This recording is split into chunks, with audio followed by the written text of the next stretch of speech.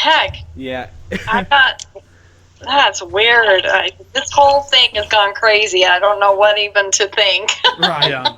The whole Skype thing is technology in general. Well, just her popularity has gotten big, and where people are creating fake profiles. Oh, okay, yeah, that's okay. I understand that.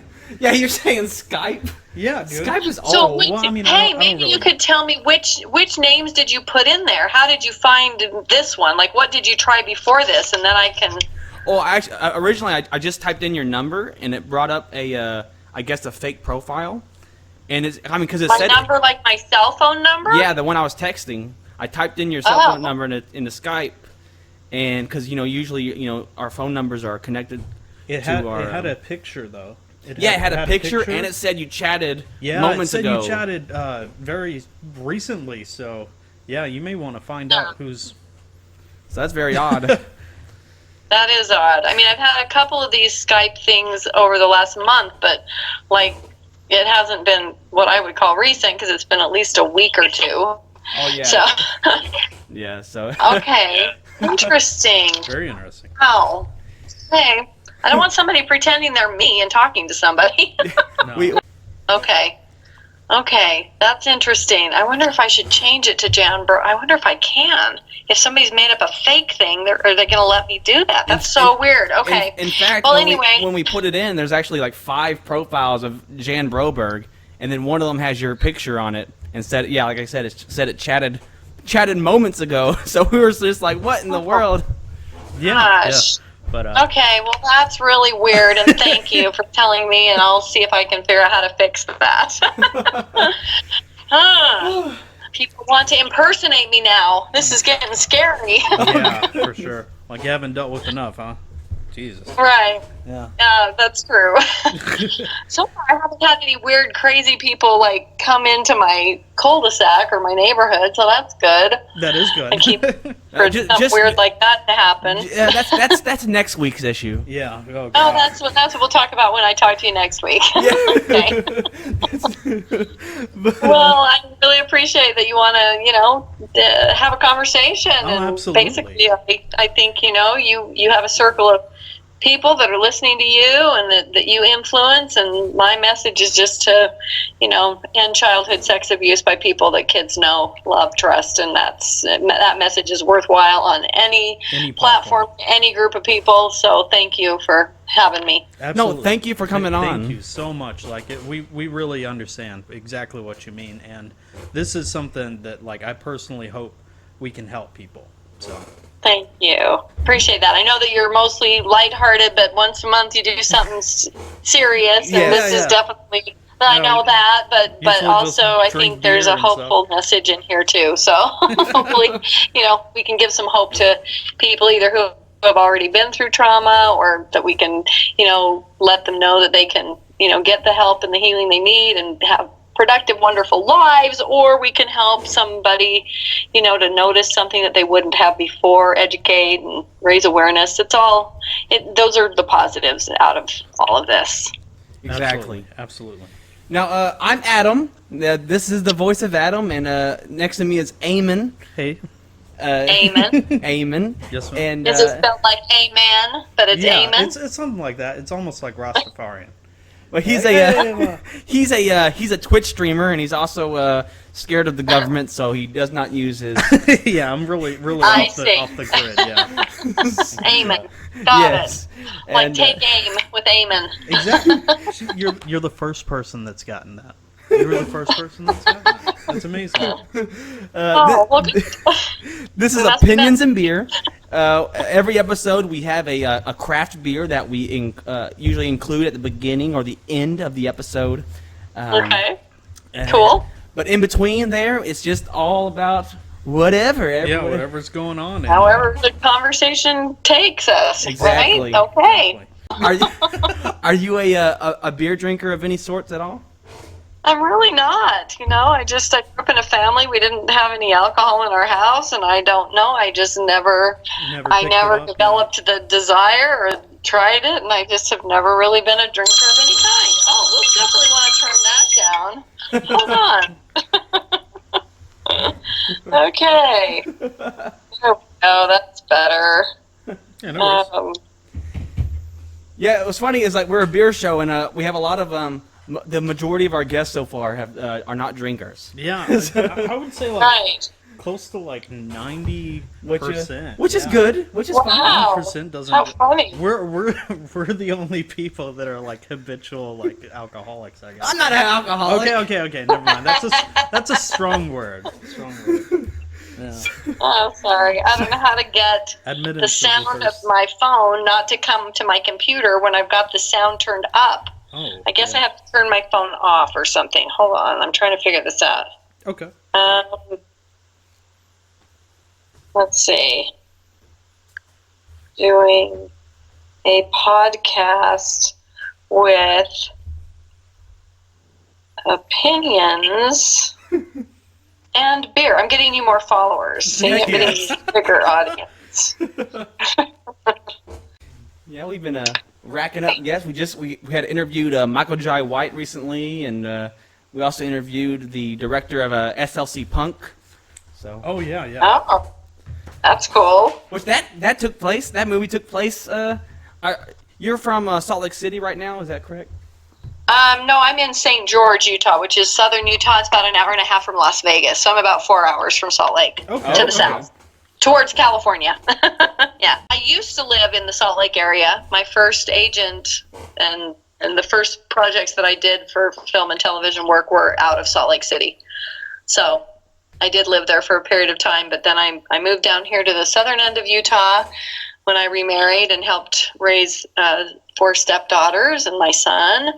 And then when my second oldest stepdaughter was killed in a car accident, my marriage ended, and I ended up shortly thereafter moving to Los Angeles and renting out my house here in southern Utah. I ran a theater here in town, and I've always been involved in the arts some way or the other. So, yeah, then I was in LA for 10 years working out there as an actress, and then I moved back here a couple years ago because my dad and mom had moved to this area and were needing some help, and I'm really glad I came back. I had an opportunity to run a brand new theater here in a beautiful area, and because I had that opportunity and moved back, I was able to spend the last 2 years of my dad's life with him and my mom in my home. They actually moved into my home, and I moved my renters out and moved them in, and it was a really wonderful time to be with him before he passed away. So yes, absolutely.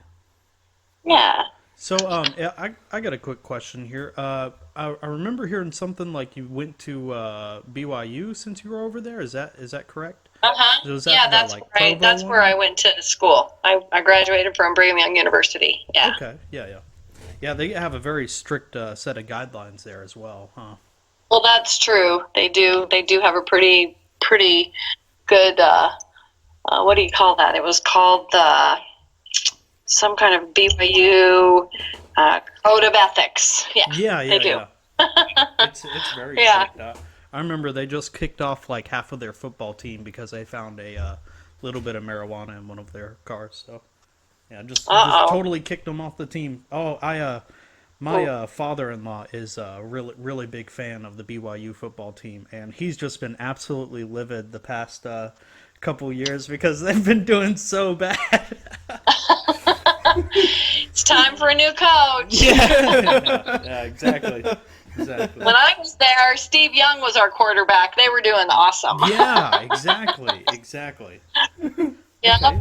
I saw him in action on the field a few times. He's a couple years older than me, but those were fun football days. Oh, I can imagine. He's an absolute beast when it comes to football. Now, you said you were running a theater, and I believe you told me something about how you were using to do a fundraiser recently. Is that correct?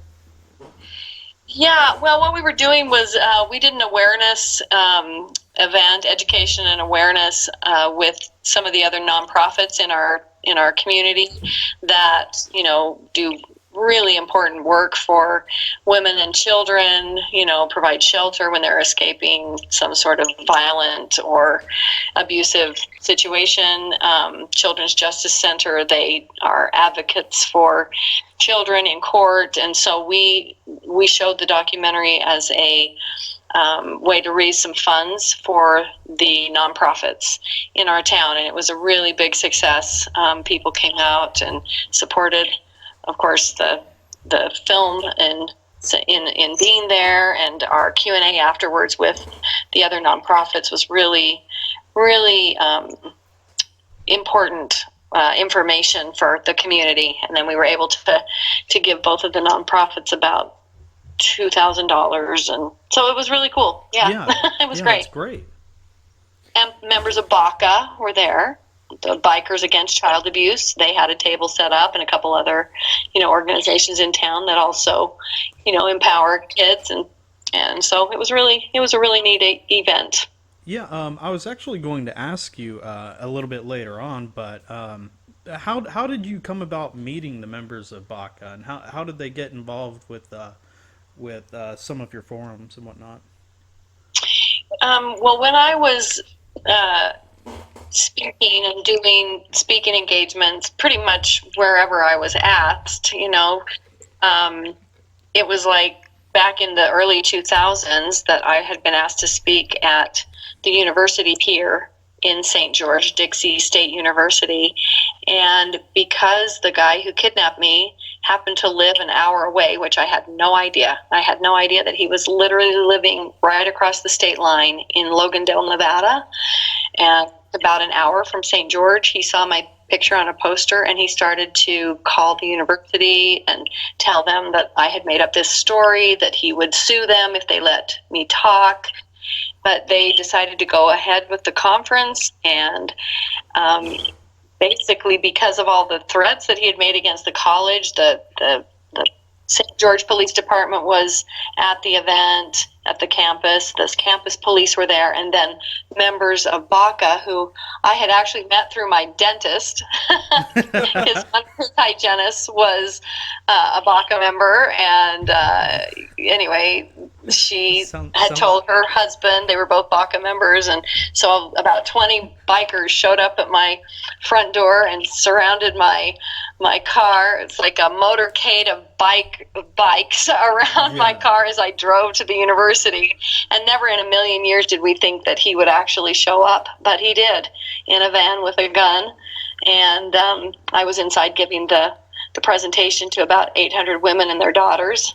And so it was one of those crazy moments when the fact that he ran into a BACA member and brandished a firearm and then tore out of the parking lot, it ended up on the USA Today newspaper, where every state has something listed about what happened in that state that day. Well, that was mine. A woman's, kidnapper shows up 28 years later, and causes disturbance at a conference. And so that's how I ended up on Good Morning America a couple of days after that. This was in 2004. And I was interviewed by Diane Sawyer about that whole event. Yeah. Have you ever gotten a break? Oh my God! Yeah, correct. But I have to say, the thing that's so disturbing about, my story and about stories of children who are abused by somebody that they know, love, and trust, is that that person oftentimes is never truly brought to justice, because it's so hard to do it. It's so, there's so much shame associated around it, and there's so much pointing of fingers, even in my case, people they seem to be more angry with my mom and dad than they are with the perpetrator. And I'm like, why is that? Exactly. They don't understand. People think that my parents should have known something. My parents were so innocent in this whole thing, and people don't understand grooming and manipulation and even further tactics of brainwashing that are even more severe. And this man and his wife and 5 children, they moved to our neighborhood. We met them at church, and he groomed the entire family and congregation for 2.5 years before he ever kidnapped me. And the way they do that is they find any little way they can worm themselves into each individual person's life and get people to do things that they otherwise wouldn't do, like a master puppeteer that's pulling the strings. And so it's really interesting how how quickly people want to deflect from the perpetrator. And that's generally because people have such a hard time accepting the fact that this was our best friend, or this could be your brother-in-law, or your father, or your grandfather, or your aunt, or your school teacher, or somebody that's so close to you that it's just too awful to really try and imagine. You almost can't put the blame where it belongs. You have to point fingers at somebody else. And so that's why a lot of times these perpetrators just go on and move on to the next family system, the next congregation, the next neighborhood, because they're never brought out of the darkness into the light of justice. Society has made it so easy for them to just be able to move on to the next location. In your own words, what would you say to kind of help people understand a little bit better? What are some of the signs of grooming? If they were big, scary flags, red flags like people talk about, we would recognize it, right? So the first thing is that you have to get inside the context that these are very, very tiny little, what I like to call a blue sound wave that just kind of rolls through your gut. You kind of think, oh, the way that friend of mine who took my kid to that scout thing, the way he touched their shoulder and ran his hand down their back, that was just a little too much. It's gotta be just this little thing that you notice. And then instead of shoving it under the carpet or shoving it to the back burner and saying, well, there's no way, this guy is the nicest guy. I mean, he's helped me mow the lawn, and he's been, I mean, they're not scary looking people. They look like your best friend. Exactly. That's the first thing. You have to inside that context. And then when you notice something and you have just a little gut feeling about someone, you better start paying attention and really looking to see if you notice other behaviors. And then honestly, the police officers who've been in attendance at the last half a dozen speaking engagements that I've done, they all say just report anything, because we try to check out everything. And even if we don't find anything, the fact that you made a report means that it will sit there in a file, so that if somebody else reports, maybe somebody you don't even know, then all of a sudden they go, oh my gosh, 2 people noticed something about this person. Yeah. And then, so those are some of the things that I think are very subtle, but very important that you take notice, and then that you're willing to actually report something, especially if you see something more than once that really bothers you. Because when people don't pay attention to that, it's open, it's like open play. It's where it's just never going to be blatant or obvious most of the time. I mean, it's 4 out of 10 women and 2 out of 10 men who are sexually assaulted as children in this country. It's an epidemic. And so when you find out that, oh my gosh, 800,000 cases of reported child sex abuse in our country last year, in 2018, I'm talking about not the 70s, I'm talking about last year. We are not that smart, and we are not seeing the stuff. And 87% of those reported sex abuse cases were by someone the child knew.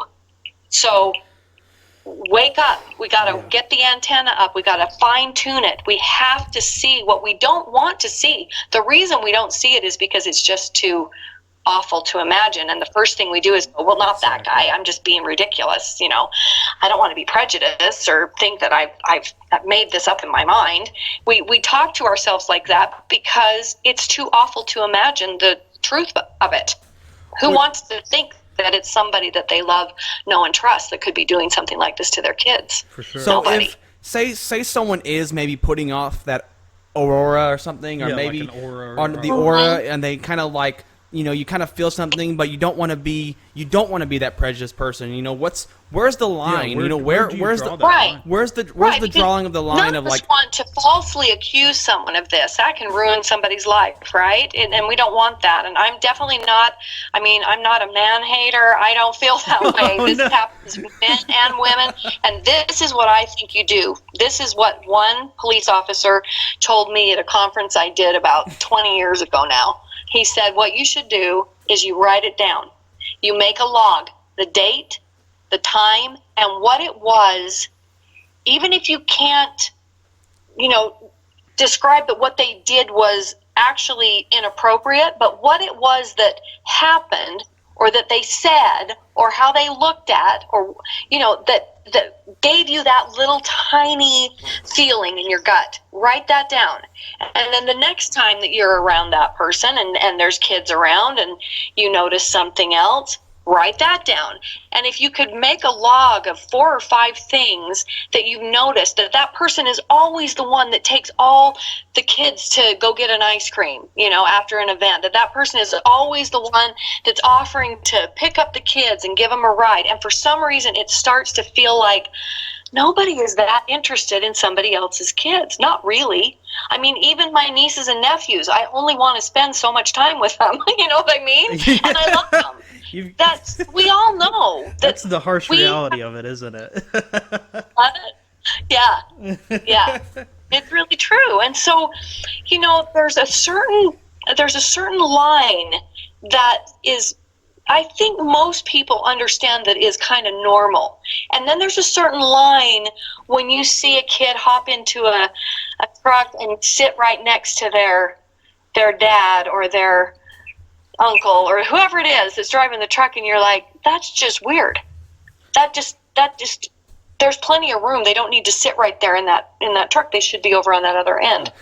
It's like there's things that you can notice that you don't want to see that are right there, and make a log of that. And then once you have 3 or 4 or 5 or 6 of those things that are just like, you know what, this is too much. This is over the line. There is something not right here.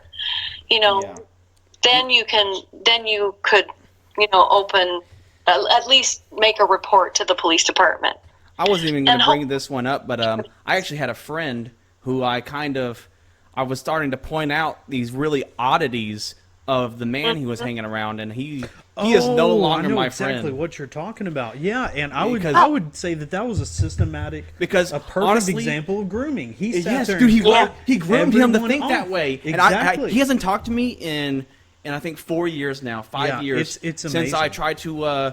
Because there's really oddities, and he was starting to try to groom me, and I started to notice this, and he was like, hey, I know you have a father, but maybe I could be your father. Yeah, like, and really, things like that. Yes, this is good. You're exactly right on. Keep going. Keep talking. The thing is it's in this gray area where he's an adult, so I mean his decisions are his own. But I mean the mental manipulation. But it started when he was. The thing is that it was groomed when he was a little younger, around. Well, I say younger, like 16, 17, and his father. Your brain isn't developed. Your consequential part of your brain, where you can understand consequences, doesn't even fully develop until you're about 25, 26 years old. Like if I do this, the consequences I can see from this action that I do out 10 years. You don't have that even in your brain until.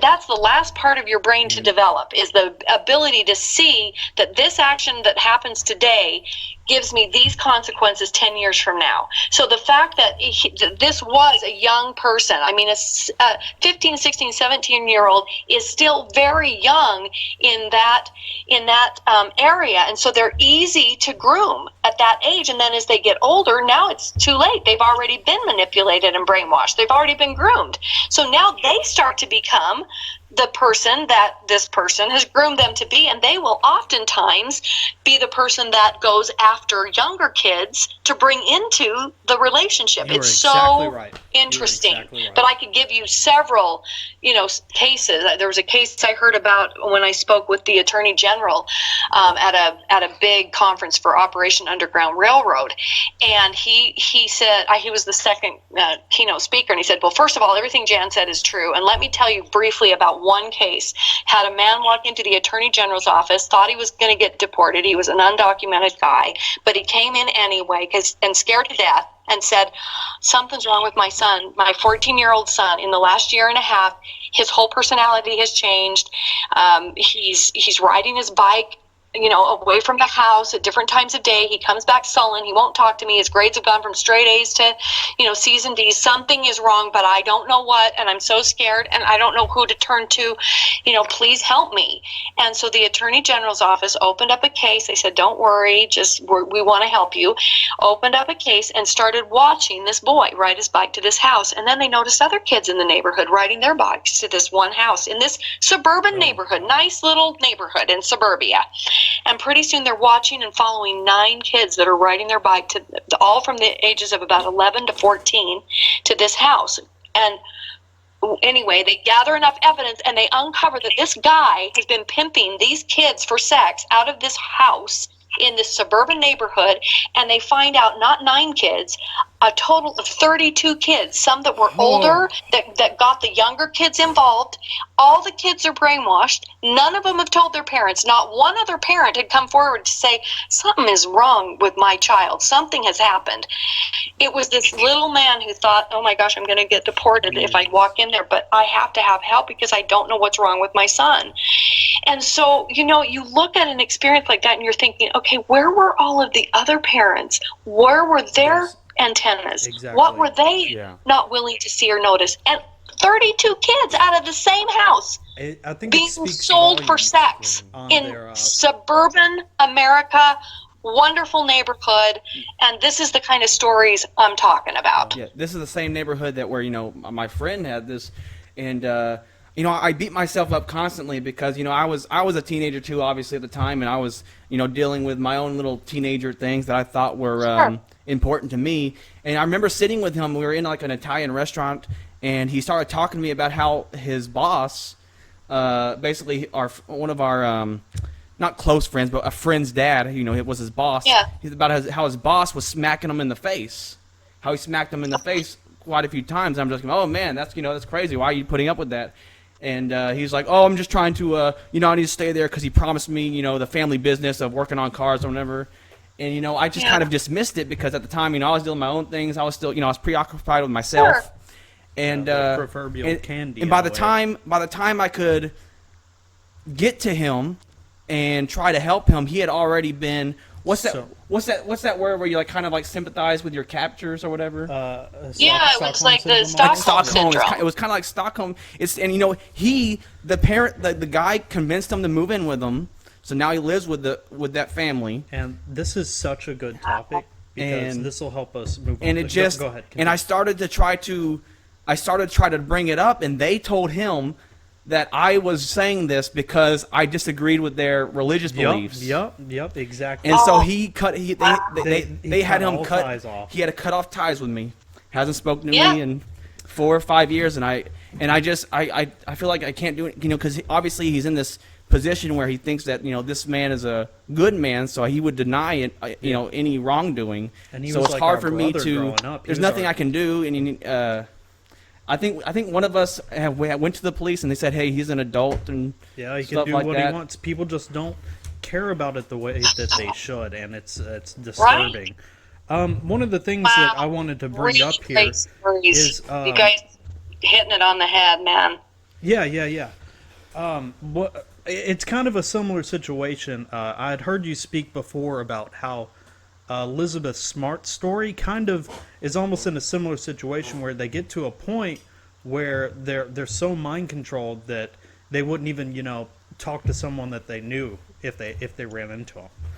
Right. I mean, that's my opinion, but because when I saw her after she'd been found and I knew the brainwashing that had happened to her, I'm like, that one woman that they interviewed on the news when she was found that just the newscasters were asking people, have you heard the good news? Elizabeth Smart's been found. And this one woman, I'll never forget it, on the news, crossed her arms, took them off her steering wheel, and just folded her arms really fast. And she's like, this is disgusting. Why didn't the girl run out in the street and start screaming? She saw all the time and money and posters that we had put up, trying to spend all this time and money trying to find her. What's wrong with her? And I thought, oh my gosh, I know why she didn't run in the street and start screaming.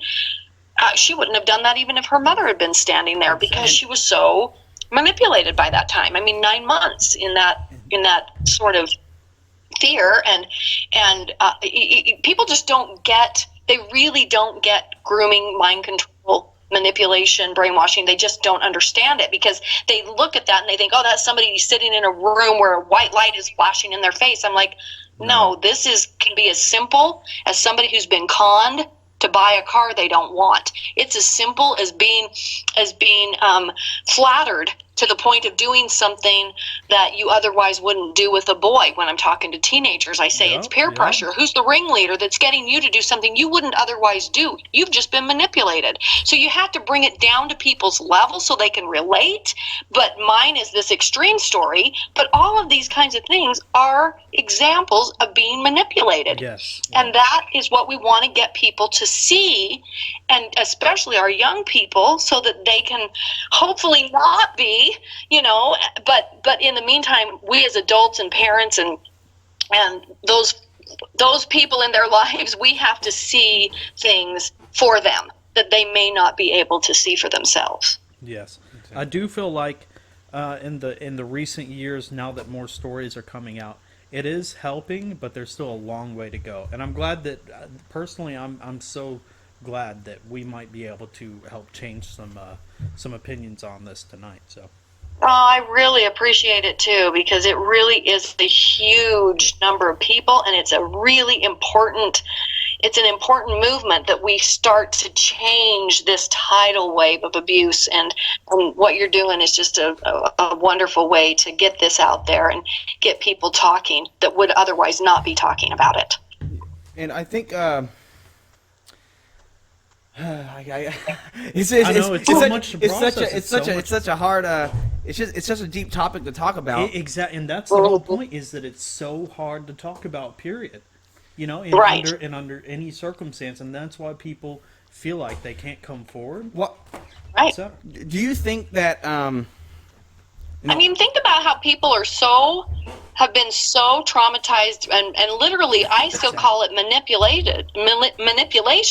If they are holding on to a lethal secret, even if they didn't want to go forward and prosecute, Uncle Henry or whatever, if they're older now and they're in their 30s, 40s, 50s, 60s, and they wouldn't even want to do that, but they've never told anybody.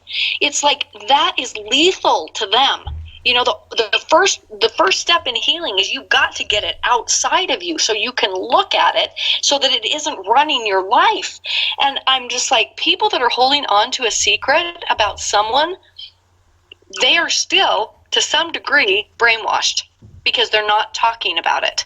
They're too ashamed. That's a brainwashing technique. If you can shame someone, make them feel like it's their fault or whatever, that keeps people quiet all the time. And something big right now that a lot of people, obviously we before we do interviews, we kind of branch out and ask people what we should ask and what we should talk about and this, that, and the other. And one of the things that they might want your opinion on is things like that just recent happening in the news with that guy from what's it called? What? That show that he was R. Kelly.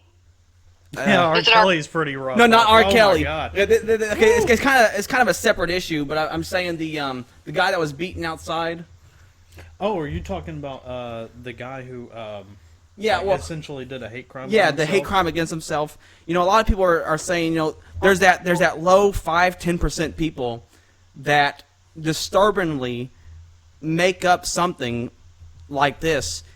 How? When something like that comes out, like when something like a false claim happens, how much do you think that affects people who have real claims and makes them scared to say something? Yeah, because they feel that's a really good point. Of course it's going to affect people, because anytime that, on both ends of the spectrum, it's going to affect people to either not tell because maybe somebody won't believe them, because then this guy comes out and we find out it was all made up, right? So it's going to affect that end. It's also going to affect the complete opposite end, like maybe I can tell a story and make something up and get away with it, and I can harm somebody that I'm mad at. So You got these two sides, but I still think that the vast majority of people who come forward to tell their story that really important is that you believe them, because there's such a tendency, and I went over this with somebody earlier today in an interview I did. I said, if you don't believe the person who has done the hardest thing for them, which is to come forward and to tell, basically, at any age, there's so much, panic and fear and shame and guilt that somehow they have overcome in order to tell you something. If you don't believe them, it's like you're traumatizing them all over again. And the number of people who are not telling the truth are so small that you should err on the side of believe them, support them, help them do whatever the next step would be, whether it's to find a counselor or to make a police report or whatever. Support them. It's really important. Exactly, and it's just so sad that even the small percentage happens, because it just I really feel like it deters the. I mean, there's so many unreported. It does. That's the thing. Right. There's so much unreported and undocumented. Like you were saying all the statistics a second ago, and it's just astounding. It's unbelievable, but. I know, because when you think it's 800,000 reported cases, and every single police officer or counselor or anybody that I talk to in any kind of a group like that, they're all like, oh, the numbers are 4 or 5 times that have just not been reported yet, either because somebody's in denial and doesn't know, because they're being groomed and they don't even know that their child's being, harmed by somebody they know, or because they do know that somebody's being harmed by somebody they know, and they just can't do it. They just can't report it, because how are they going to live in their family when they say it's grandpa? Half the family's going to believe them, half the family's not going to believe them, and now they've lost their family. So it's like such a tough thing, and I'm like, you have to start to empower that person who's going to come forward and tell, especially if it's somebody in their family. You have got to rally around them, support them, because that is the hardest thing to do. They may lose half their family over this thing, but they have to burn that family system to the ground so they can rise like the phoenix to create something new that is free from abuse, that it doesn't perpetuate and doesn't go on generation to generation to generation. That's how brave they have to be, and they need support. And these numbers are just so baffling. What's going on in this world that people even think of doing these kinds of acts? How is it that the fastest growing illegal industry in the world is sex trafficking of kids and women that are? How is it possible that is a multi-billion-dollar industry that is growing at this exponential rate? Who are the people that are buying this? What has happened to make people think that this is okay? Where has their soul, their conscience, where has it gone? I don't know, but it is a huge question, because that's the root of the problem. That's where you have to go. Those folks that are paying for this, or that are, it just makes me sick. I just can't stand it. Did you hear about the story? There was a story in Texas. An 18-wheeler was parked outside of like a Walmart, and it was just full of Hispanic children. And one of them was able to get out and go to the Walmart, and that people didn't even. They thought she was on drugs or something, but she had gone like 2 days without water or anything, and it was uncovered just because she was able to get out by like breaking through with her fist, essentially. It was a child sex traffic ring going on. It was insane. And this is the thing. I mean, it's like you look at that, and then when you realize that the numbers of kids that are being abused by somebody they know is like 10 times the number of children that are being trafficked to strangers, you're like, what really is going on in the world? What is happening? Yeah. We really have something is really. Yeah. I don't know. I don't know what the answer is to that question, but it is definitely one that I think about a lot. I'm like, how could this many people go wrong in how they are treating other human beings and children? How can it be this many people? But it is, and it's like, ooh, I don't know. I don't know what to do about it. And like you said, there's just so much money involved, and I hate to go I hate to throw in this. The Illuminati type conspiracy stuff, but the nearby us in a town I'll call it's Silsbee, Texas. There was a news story. Okay, there was a news story. I remember it clear as day that a sex trafficking house was found. Wow. About a week or two later, every trace of that story was deleted and gone. Are you serious? Yes, I'm 100%. And then a few weeks after that, there was people trying to kidnap people in the woods next to the Walmart. I know what you're talking about. Yeah, that's it's almost like I hate to be the conspiracy theorist, but no, it's almost like they paid for this story to be. There's probably an unbelievable amount of money that's floating around protecting these. It's just so crazy. I feel like they're being protected. Somehow this. It makes sense because of, like you're saying, there's so much money involved with some of those things that, that's where that greed and that almighty dollar has taken the place of our work ethic and our natural human emotions that are loving and kind and respectful. It's just like somehow it's corrupted us, and it's just really sad, isn't it? It just is it really makes me sad, and I still believe that the majority of the people in the world are good, and I still believe that you should have good relationships and trusting relationships and family relationships and faith in a bigger picture, and know that there's good in the world. I think you have to concentrate on that to some degree so that you can not only sleep at night and keep your sanity, but so that you can expand on the good instead of expanding on the bad. So that's kind of my message, is how do we expand on the good and get people to raise their antennas and root out the bad? Yeah, it's just, I don't know. Tough. There's just so it seems like there's just so much, though, with the amount of people that are getting hurt. It seems like there's so many herders out there. In fact, just right.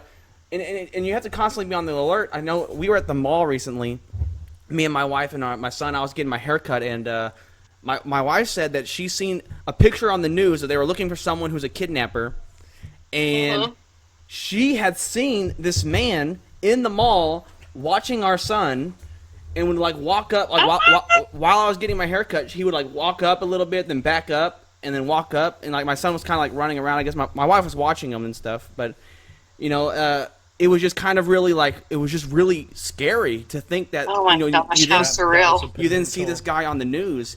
I mean, it's just like, and this was just like a few days. Like, this is just out in public. You're seeing people.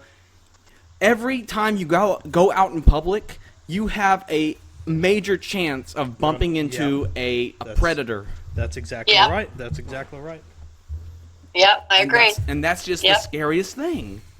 It is. It really is. And then when you want to put that predator closer to home, it's somebody that you already know and trust. Yeah. Then it really makes you scared, because that is such a common place where predators hang out and hide. They hide in plain sight. They hide at your family reunion. They hide in your church service groups. They hide, in so many places amongst the good guys. Because there's good people there in all those areas, but there's that one that's going to hide amongst the good guys, and that's why you have to just be so willing to raise your antenna and to see and feel what there is to see and feel, and not just brush it off, because they hide amongst the good guys. They don't look scary. They look like your best friend, your next door neighbor, and it's sad. Yeah. It's scary, especially because you're a parent and you're a daddy and you want to protect your little boy. And I want him to have a perfect childhood, never have anything awful happen to him. Now, would you think that this is some kind of mental birth defect, or would you think this is more of a hurt people type of situation where it's just a pyramid of people hurting others? I think that's why it's such an epidemic. I really do believe that the majority of predators have probably themselves been abused or harmed in some way. I do think that can be a huge break in their normal, natural development towards the good. It breaks their spirit, and then they develop towards, the bad.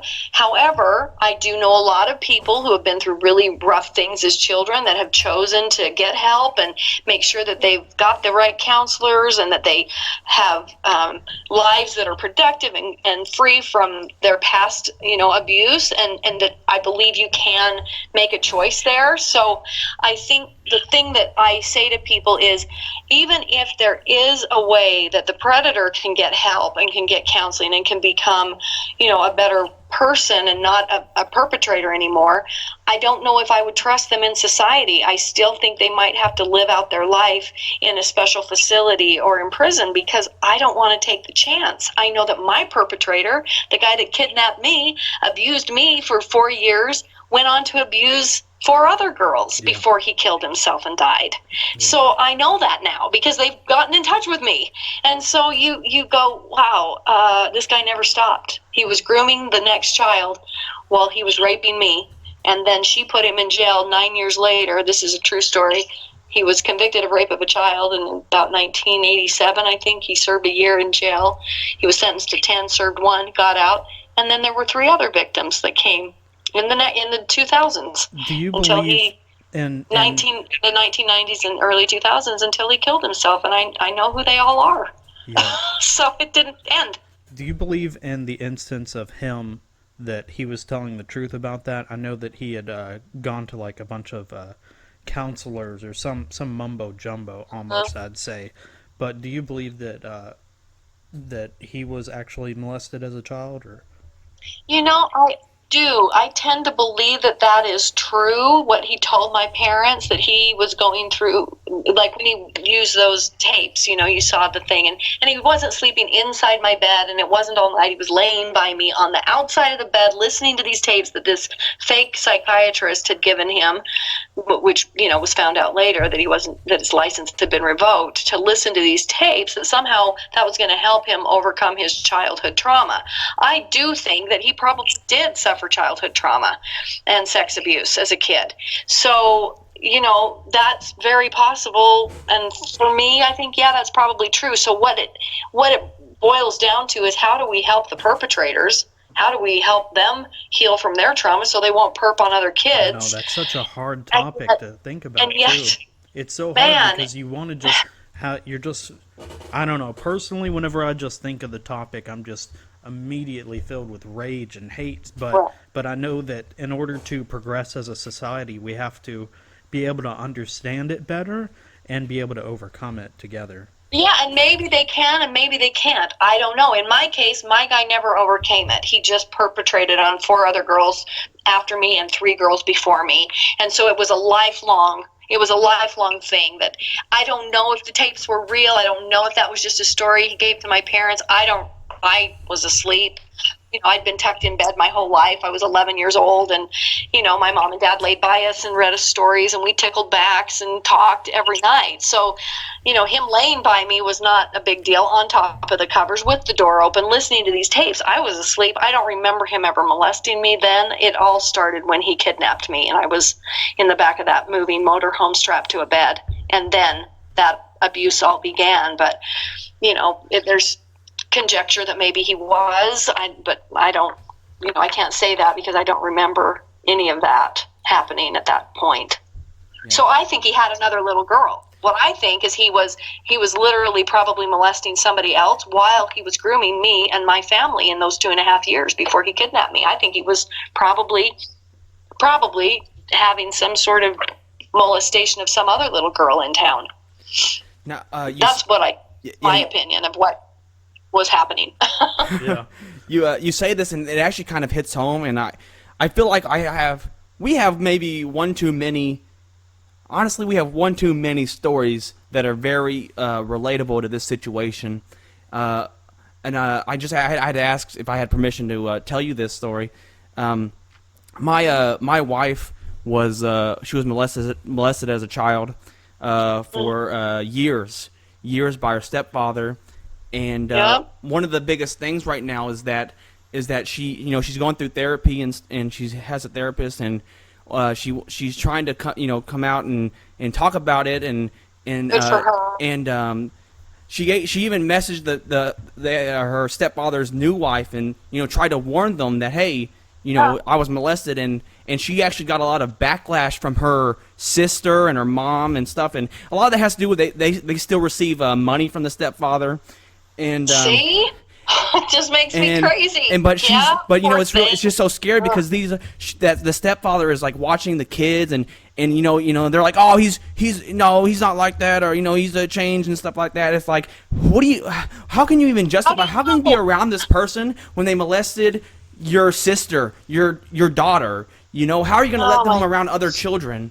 It's just it's so sad. I have to respectfully. And it's all, and like you said, it's the money thing, and they get hooked on somebody that's helping them. They don't care about what they've done. They don't care about the sins. No, they care about their own personal being able to progress themselves. That's all that they care about. Just selfish. Right. And you have to also go how much grooming happened by that man on her sister and mother, and it's like that complicated balance between threats and rewards. The money is a reward for keeping quiet. The threats are a threat for keeping quiet. And so it's so interesting that even those two other people who your poor wife, should be getting support from, they've probably been manipulated to some degree in order to stick up for this guy, because that happened with my guy. All these people at church, they're like, well, you're not going to press charges. I mean, he didn't hurt her, and he's such a good man, and what will his wife do? And the 5 kids, how will they make a living? He's the breadwinner.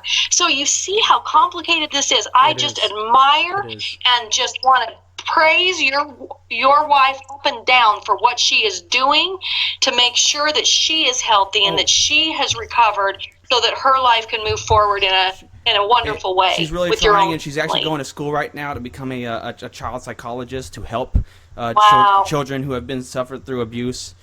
And see, that's what my mom did. My mom went back to school after all of us went through college and became a social worker, and she placed hundreds of kids in wonderful foster homes and in adoptive homes, and they still write to her and they still send pictures, and that's what she did to try to make up for what she thinks was a terrible sin and terrible mistakes, and that she should have and she didn't, and so she tried to make up for it the rest of her life.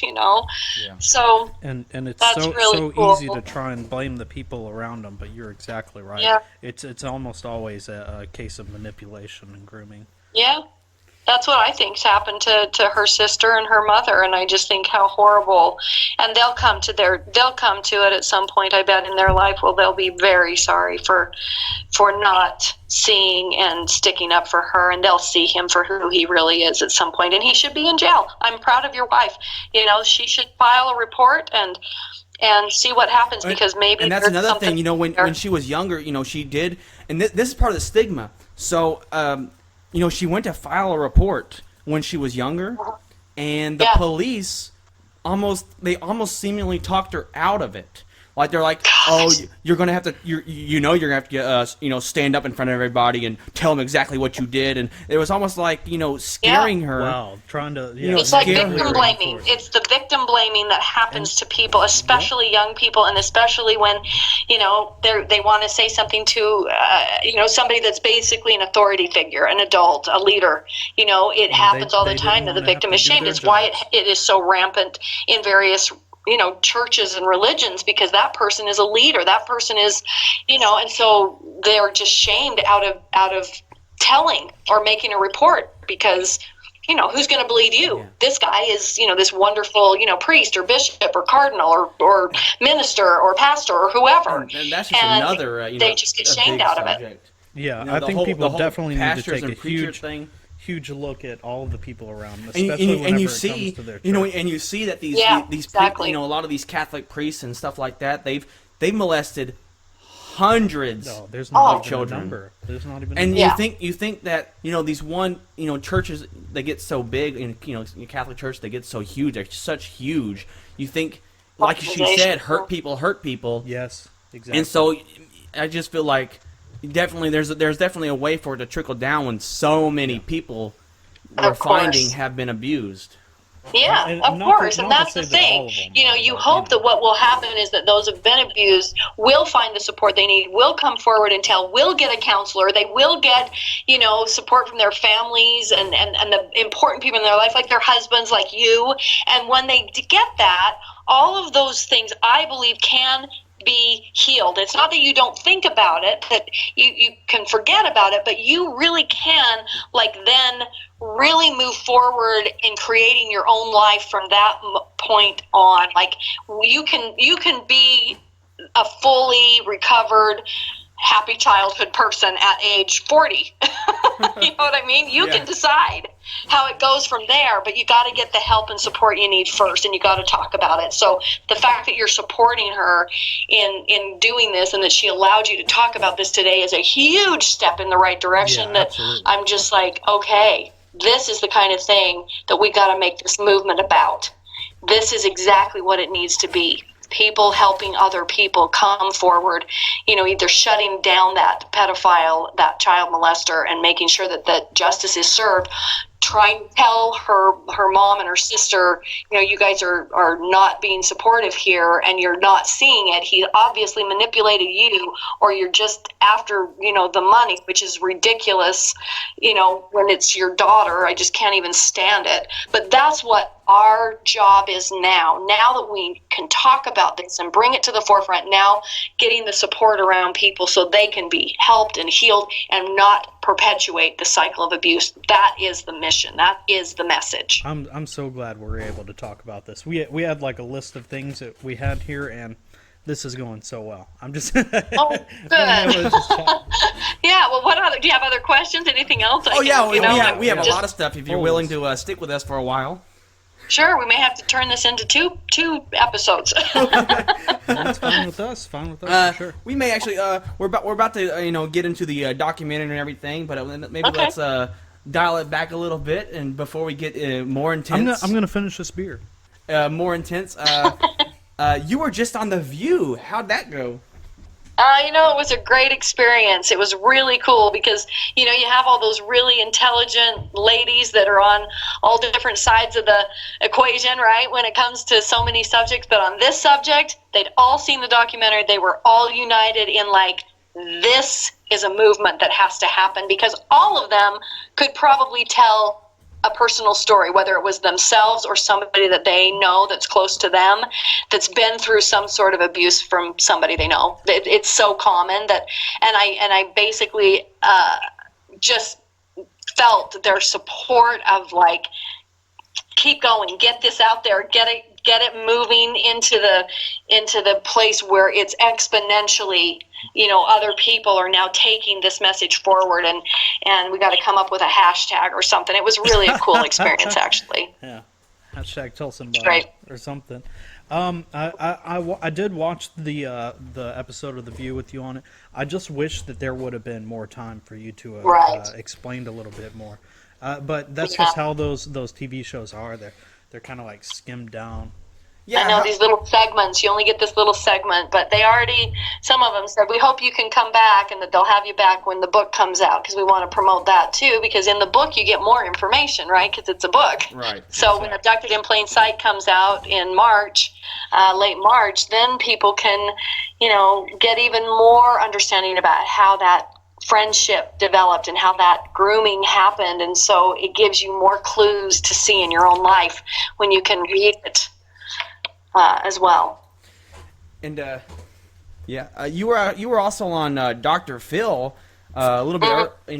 How long ago was that? A few years now. That was actually about not quite 2 years ago. But I have another episode that I came in at the end of the Dr. Phill episode to basically be kind of an empathetic expert. I've been through this, and here's what I did. Yeah. This girl that had been sex trafficked the majority of her very young life, and so I came on the show again, and that actually airs on Friday, that episode. Oh, wow. Yeah, I had no inclination of that whatsoever. What are some of the differences between a show like The View and Dr. Phill, like the backstage and the prep? Oh, okay. What's so great about both of those shows and any of the shows that I've done, I've even been on TMZ, and I've been interviewed by E! News, and I've done some other like Skype interviews for Daily Mail TV. It's interesting because on this subject, everybody is like supportive and united in telling the story, but also the bigger message, which is, getting this out to people who can then feel empowered to come forward, tell their story, bring it out of the dark corners of their life, get the perpetrator out of the shadows and into the light of justice, like I like to call it. They're getting that empowerment, and that's what I was so hopeful that in telling my story, which I've been doing for 20 years, that somehow it would empower the one person to say, you know what, I can tell, and I'll be supported, and I'll be able to move past this in a way that will make my life and the lives of my own children or my generations to come better. Yeah. So Jan, they've all been united in that way. The differences backstage, is that what you asked me? Oh, yeah. He just meant like the whole studio process or whatever, going through a TV show versus, maybe like a podcast or something like that. Yeah. Well, the difference is that a lot of times, you get a little bit of brief questions of what they might ask you, but you don't really know what they're going to end up saying because, they're all talking from their expertise. So it's kind of, it's a little bit scary. Oh, but, yeah, I can definitely understand that. But, I wasn't scared on either of those shows. I felt very, very taken care of. Like they really wanted to get it right. Say the things that would help other people listening, and even in their audience, more personal. Like, I had all these people, in the audience at The View that kept putting their little fingers together in the heart shape. They kept doing that, and I kept thinking, oh, those people know what I'm talking about because they've been through it themselves. You can tell. Yeah, like, people want you to know, like, it happened to me, and thank you for being our voice, or thank you for being a hero or a champion of this particular message. So it was really cool because that just happened not on purpose. It just happened organically in the audience. And as I walked off the stage, so many people clapped, and they were pointing at themselves like, me too, it happened to me. And I just said, keep talking, keep telling, keep going. You're brilliant. And I know 40% of you have been through this because those are the statistics, and I love you. Exactly. So that was really cool to have that experience with that audience at The View this time. One of the things that I found out whenever I was doing more research about you was that there was a kind of a key instance where you decided to make a pretty big change in the way that you perceived your own story. Something about it was called the Landmark Forum. Could you give us more information about that? Yeah, it was a really interesting weekend that I went to at the recommendation of actually my ex-sister-in-law. She said, Jan, I had such a great experience at this Landmark Forum that I did. It really helped me to see the past in a different way, and it helped me to kind of get it out of my present and give me some space to create the future and the life that I really, wanted. Because she had gone through some kind of rough things too. And so just based on that recommendation, I went ahead and signed up and went to this, and it was a weekend-long forum where there were about 100 people in the room, and it took you through different, scenarios that kind of blew your mind. Like, there was one thing that came out of it, like, you don't know what you don't know you don't know. Just like that, you don't know what you don't know.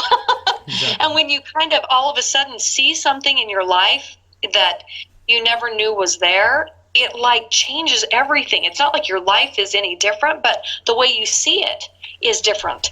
And that's what that really did for me. And so it allowed me, I was 30 years old when I did it, and it allowed me to take what had happened to me and not be wearing it like a big heavy coat. Like, I wasn't a victim anymore. I could take the coat off, and I could put it over there, like lay it over a chair and be able to look at it and go, oh, I know what happened to me, and I can see, how those things have affected my life. and I can learn from them, and I can maybe even help somebody else, but it doesn't have to be something I wear every day. I don't have to be dragged down by it. And it really, really did help me turn a corner in being able to tell my story in a way that I knew I was strong enough or I was free enough to do it. And it really was very beneficial in my own healing process. It's something that I've often said, it was very inexpensive. It cost like $500 or something, and it was like 3 full days of what I consider to be the best counseling or advice or therapy I'd ever had. Yeah, you can't put a price on the difference that it's allowed you to make in other people's lives. It just did. It freed me up. So that's one of the things. And then I had a couple of other really good counselors along the way. Plus, I had 12 perfect childhood years. I mean, my parents were phenomenal. I can't say enough good about them. I mean, Mom was able to stay at home mom. Dad came home from work at the flower shop every day, and we ate dinner around the dinner table and talked. And our parents were great communicators. They listened to us, and they loved us unconditionally. And so those are the things that I was able to go back to and build on when I finally figured out that it was all a lie. So so that brings us to the documentary that everyone's talking about, and the documentary actually came out in 2017, I believe, and but now it's getting so much notoriety thanks to the platform that is Netflix. Yeah. Right. And, won a bunch of awards in 2017 when it was in the film festival circuit, but you never know, if it's going to go anywhere, you just don't know. And so it was really a great thing that Netflix picked it up, and we're really grateful to them because there's nothing like that platform, and it definitely has gone viral. There's some confusion though amongst the documentary and the timeline that it shows. I feel like if people are just watching it in a Netflix type fashion, they get up to go get a drink or something, or they're not really fully paying attention to like maybe the little words at the bottom or that says 3 years ago or 2 years ago. Yeah, it does. Right. It does kind of go straight into the Mexico part and then retrace its steps. And so a lot of people, I've been listening on the radio. A lot of but that's radio a good tactic to help pull people. But a lot of talk show hosts, they'll say things and it's kind of like not. They get it wrong. They get it wrong because it's not necessarily based on the timeline. They start contributing that the father situation happened after the first abduction. That's it. And I was upset at one show. This happened I was upset at one show because the father, because they were like, oh, the father did that after she was abducted. It's like, no, you don't know what that was like 3 years before. If you would have paid attention. Yeah, I get that. So a lot of the timeline stuff. So I just wanted to try to clear up the timeline for those that are confused. That would be great, actually, because it does make a huge difference. Because after the first kidnapping, my dad never let the guy back in our house. He was not welcome there. He was still working on my mom, calling her every day, 2 and 3 times a day, talking to my mom about how in love he was with her. Right. And that her thing happened in between the 2 kidnappings. But even she finally saw through him and realized something. I mean, first of all, she did something that she would normally never have done, but she also saw through it. And before the second kidnapping, she and my father were back together, a united front, and they were definitely trying to get this man out of all of our lives. Right. And he kidnapped me again. So the timeline is very confusing because, like you said, unless you pay attention, that's why I've said to people, go watch the documentary again and pay attention to what happened when. Most of everything that people are up in arms about with my parents happened before the first kidnapping. Exactly. And like I said, they were groomed and manipulated, and the master guy knows how to get people to do something that they have a weakness or whatever. They just know how to do it. They know how to find that one thing and then get them over a barrel so they can blackmail them. They just know how to do it. They're so good at it. Right. And that's what I always tell people. He was like a master puppeteer. He was pulling all the strings, to get everybody to do what he wanted them to do. And while they're worried about their own, selves, that smoke screen is created over here because they're worrying about their own selves and, whoa, I shouldn't feel this way, and I shouldn't be doing this. So they're definitely not, their antenna is not up paying attention to what might be happening to their child when there's just, they're not even focused on anything like that at all. Yeah. So it's really important that people get it. It's important that people understand that my dad, was heterosexual. He was not a homosexual, because if that guy can manipulate somebody like my dad to do what he did that one time with him, can you imagine? Can you imagine how great of a master mind he really was? And that's the thing I say to people.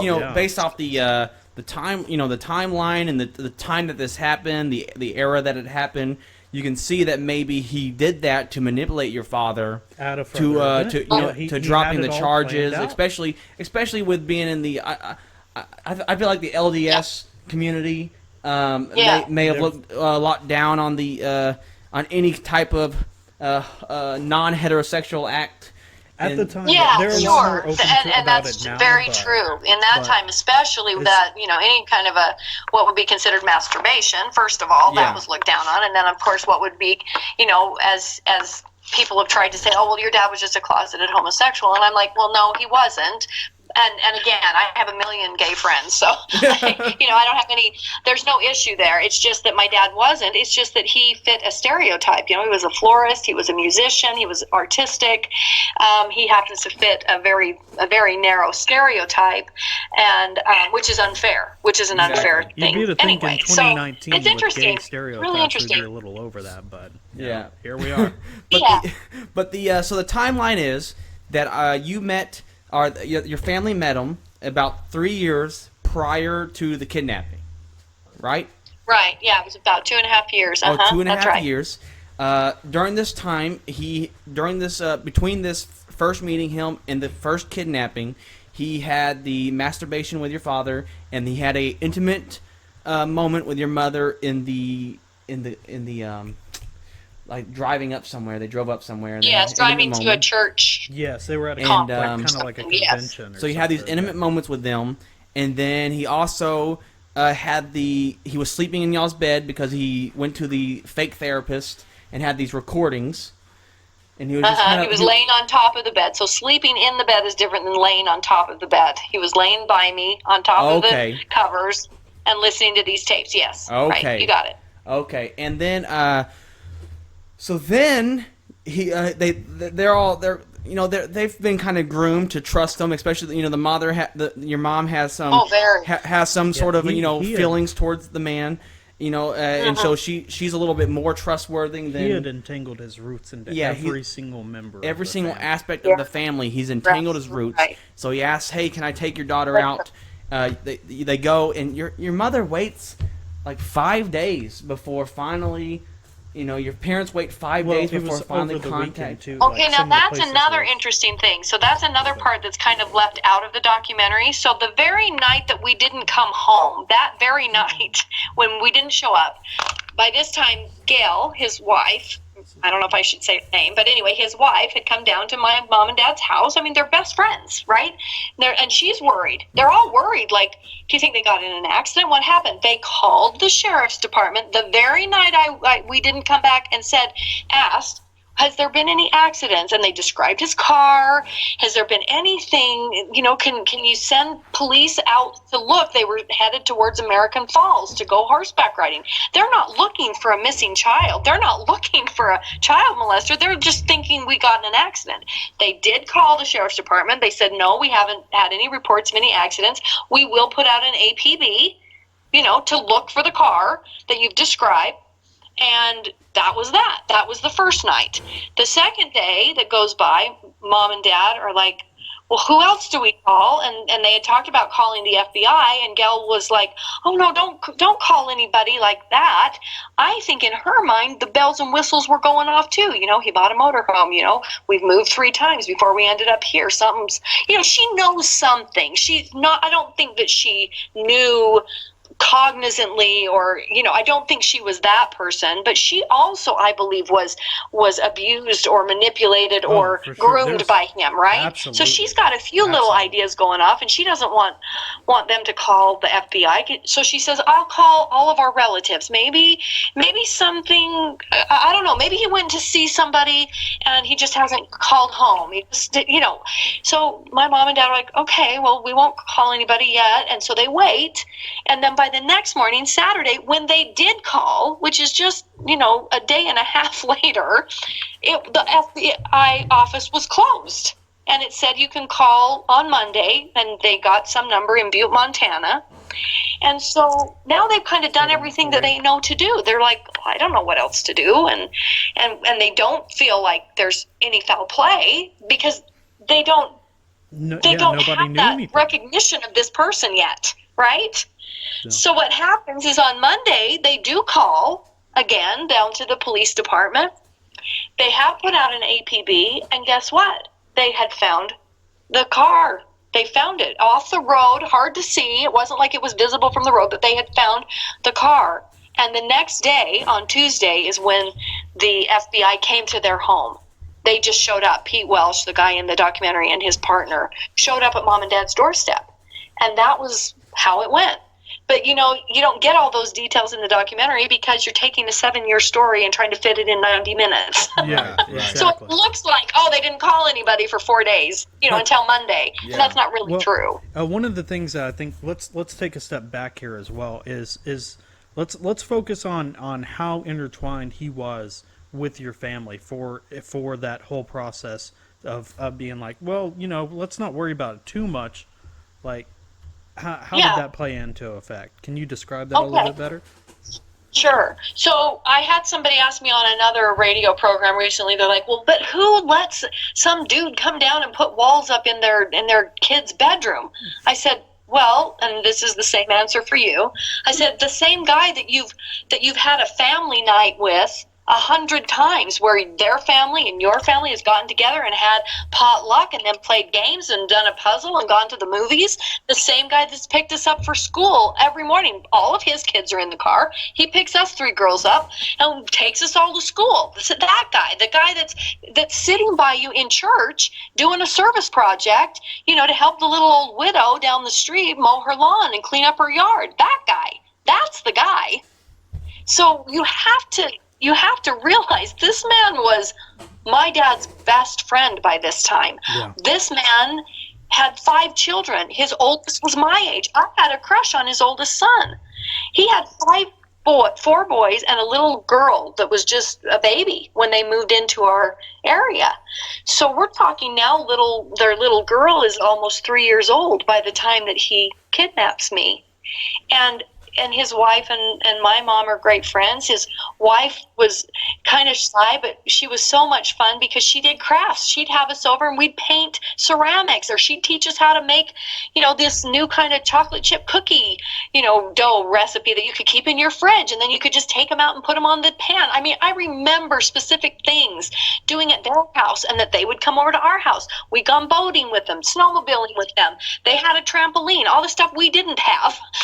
It's like, that's who the guy was. He was close enough to my family, and the whole family was close enough to our family that literally if the right circumstances had come up and there had been like a discussion like, hey, if we die, we're going to sign over our children for you to be their guardians, to take care of them. I mean, we had aunts and uncles that were already in place that we were close to. My dad was an identical twin, and so his twin brother and their wife, that's what the insurance said. If for some reason both my parents were killed, we would have been raised by my Uncle Dick and Aunt Carolyn, who we adored and loved and had 4 boy cousins and a little girl in that family. Yeah. It's so interesting that my uncle's family, and they lived just about, a mile away from us. He also had 4 boys and a little girl, and they were also, our favorite cousins and whatever at that time, because we did stuff with them as well. And how interesting that the Birchtold family resembled that family, our actual uncle and aunt's family. It's just so interesting. But that's who the guy is to us at that moment. That's who you have to imagine. That's how close. Yeah. And I mean, Take another sip of the beer. And that, all this kind of plays into, back to the documentary. The you get abducted. I guess you travel for obviously, about 5 days, 6 days down, and you get to Mexico. Are you stopped at the border? Or you stopped? Yes, that's an interesting story that isn't in the documentary either. Yes, we were stopped at the border, and he had me. By this time, I've realized that he too has been kidnapped. Right? He's the male companion. For me, this is like my dad. And this is like the most familiar person. It was such a relief when I finally was, I could go see who it was, who the male companion was, and it wasn't a stranger. I didn't even know what that meant yet. I didn't know it was going to mean, sex and all the molestation and all the, I didn't know what it even meant. I just knew that I was supposed to have a child to save a dying planet with the male companion, and I was so happy it was him and not somebody else. And so when we got to the border, he had me put on these clothes that were boys' clothes, and he had one of his own children's birth certificates, one of his boys, because he had 4 boys. Holy shoot! And he had me dress up like a boy. That's not documented. There's so much to this story that is not in that documentary. It is so waiting to be like a 7-year series, but I got to have the best writer in the world. Yeah, exactly. Write it. Exactly. Yeah. Oh man! And so y'all are taken into custody in Mexico, and I guess he bribed the guard to see you and threat. Or well, not really. I guess it's like a weird threaten. Where he's kind of like, your child, your sister's, your sister's gonna be abducted if you don't comply and lie and tell them all this stuff. And right, because I've already been listening to these tapes. These tapes come on at odd times all through these 39 days that he's got me. Before I'm found by the FBI, it's 39 days. I mean, it's a long time. And so these tapes will come on and start playing, and he would go into a trance. I mean, you want to talk about, UFOs and all the things that he did. He'd take all of us kids to the science fiction movies in those 2.5 years, because they were really popular in the 70s. And then he'd bring over every newspaper article that had a UFO sighting, and there'd be a little picture, black and white, with this little white disc up in the corner of the picture, and he would talk about, gosh, do you think this is real? And he's not talking to me. He's talking to my mom and dad. He's like, do you think that there is life on other planets? Could they really be coming to visit our planet? And my mom would be like, oh brother, no, that's not real. My dad was like, well, I don't know. I don't know. I think that there's got to be life on other planets somewhere in the universe, but I don't know. So he's having these discussions around me. That's all part of the grooming.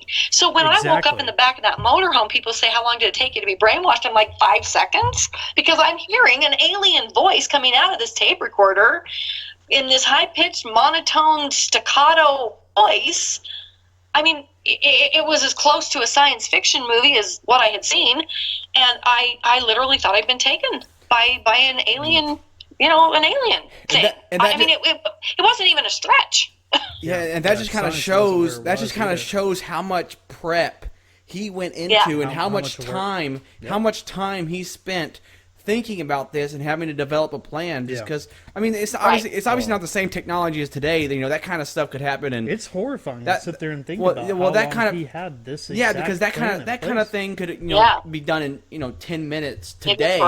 But back then, not only that seems like such a hard task to pull off, and he had to have a long time to do it. But like what Jan was saying, he had planned it very carefully for a long, long time. Yeah, the crazy thing is the fact that he was not only doing this to you, but he had other plans in motion too, just in case you didn't work out. Yeah, that's actually true. And I do know of one other girl after me who I had a conversation with her on the phone, and she said, he played those brainwashing tapes on me, and I've never told another soul because I didn't think anybody would believe me. And I said, it's so funny, because I had those same fears early on in my 30s when I started to just talk to small groups or people that would ask me about it. And I said, and I kept thinking, oh, what if somebody doesn't believe me? In my 40s, I finally hit a stride or a place in my life where I was like, I don't care if somebody doesn't believe me. I know what happened, and because this story is so crazy, I believe that people will listen to it, and that by listening to it, they're going to find some small connection to grooming or brainwashing or manipulation that's happened to them or someone they know, and that it'll help people. And I just thought, I don't care if somebody believes me or not. And some of the biggest strife people have that I'm hearing, after this the first abduction and after the blackmailing of your father to drop the charges. A lot of people are having strife with the fact that your mother continued to have a intimate relationship with this man. Yeah, okay, this is really interesting. This is really good. I'm glad you asked me that, because, of course, people would hope that by the time he comes back or the FBI finds this and all of that they would, see through him and know what he was. But they didn't. My dad knew he didn't want him around. My dad knew that what he had done was wrong. My mother knew what he had done was wrong, but she was trying to protect my dad with that one incident. So they did sign affidavits saying, we basically gave him permission. We didn't think he would hurt her. We don't think he did hurt her. And they signed those. What's not in the documentary is that they retracted them 4 days later. So I could send you. They don't have that in the documentary at all. Wow. No, I know. So the documentary isn't perfect. I mean, it's perfect in the fact that it's got people talking, and that's awesome. But it's not perfect in telling the full story. So they retracted those affidavits. There's an article in the Pocatello newspaper that I had my mom find. The actual, it's a cutout. It's not even a copy. It's actually, she cut it out. My mother saved everything. Thank goodness. All the love letters he wrote to me, all the newspaper clippings, every single thing. We've got them in like 3 huge binders. You can't believe the amount of stuff that we have. And I had her find that article where she said, but we didn't follow through. We asked for those things to be retracted, and the state went forward with the kidnapping charges. He was found guilty of kidnapping 20 months later, and guess what? When he was sentenced, so this is interesting. So I have to just tell this because I think it's so cool. Please. So 20 months later, when it actually all went to trial, and he actually, he was charged with first-degree kidnapping. He was found guilty. His sentence was, I think it was 5 years, if I remember right.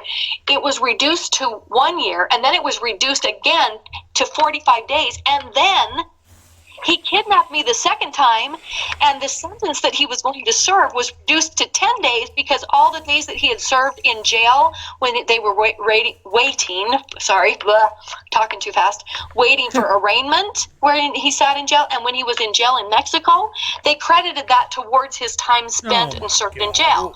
So the bad part was my parents had signed those things, which basically didn't give enough witnesses to probably make a strong enough case for him to have stayed in jail. But what's so interesting is during the time that all happened 20 months later, he literally took me again, hid me away in Pasadena, California, and then came back and served his 10 days in jail and moved his motorhome to a trailer park where nobody knew where he lived. So when they realized, oh my gosh, she's gone again, and he's telling everybody I've run away and that I'm a prostitute and I'm on drugs. I mean, it's just hilarious, right? Because I'm still not that, and I'm 14, and I'm still like 70 pounds, and I'm still years away from puberty. I didn't hit puberty till I was graduating from high school. I was 90 pounds, 5 feet tall when I graduated from high school, and became, started to go into puberty about the last 2 months of my high school years and before my 18th birthday, finally.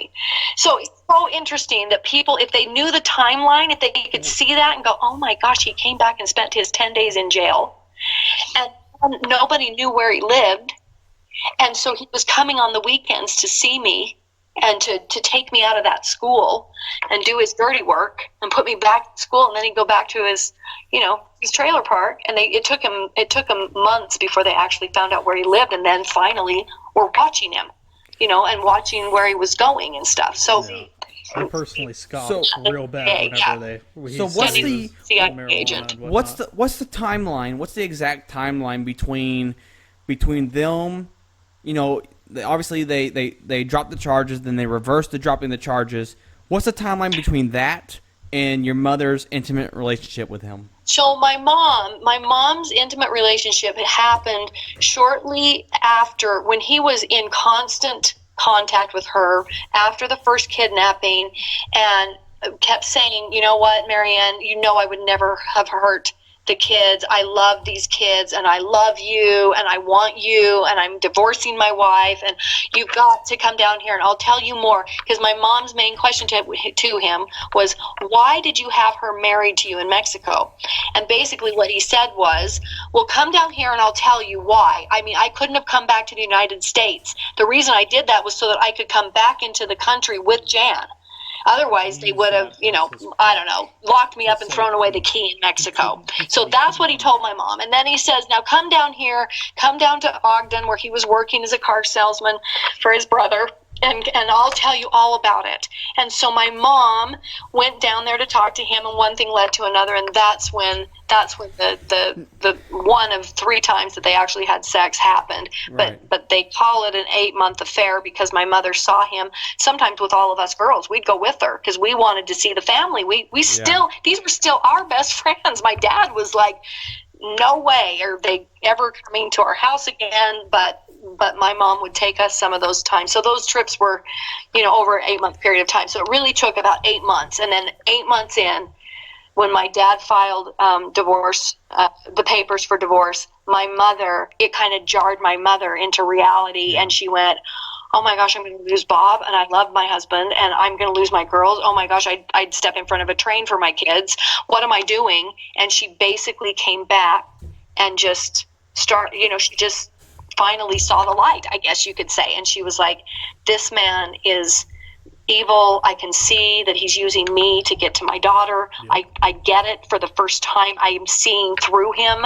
It's kind of like where we want, your mother-in-law and her sister to go. We want them to see the light of what's the reality of this stepfather.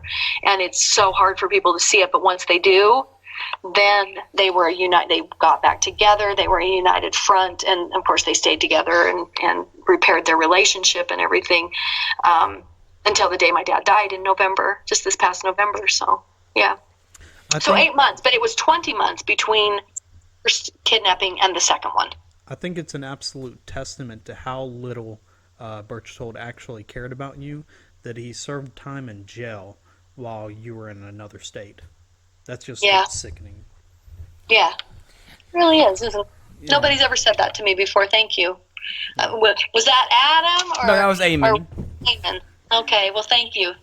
I've never had anybody say that before and put that together in that way. Thank you. Yeah. That's really true. It is sick.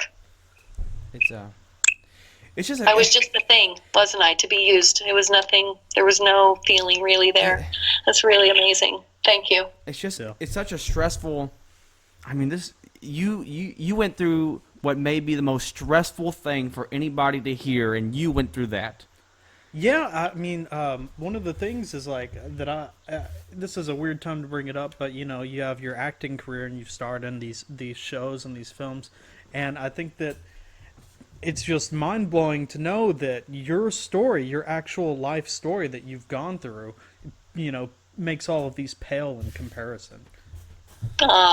I know you worked on things like was this Maniac with the Elijah Wood and Iron Man 3 and this TV show Everwood.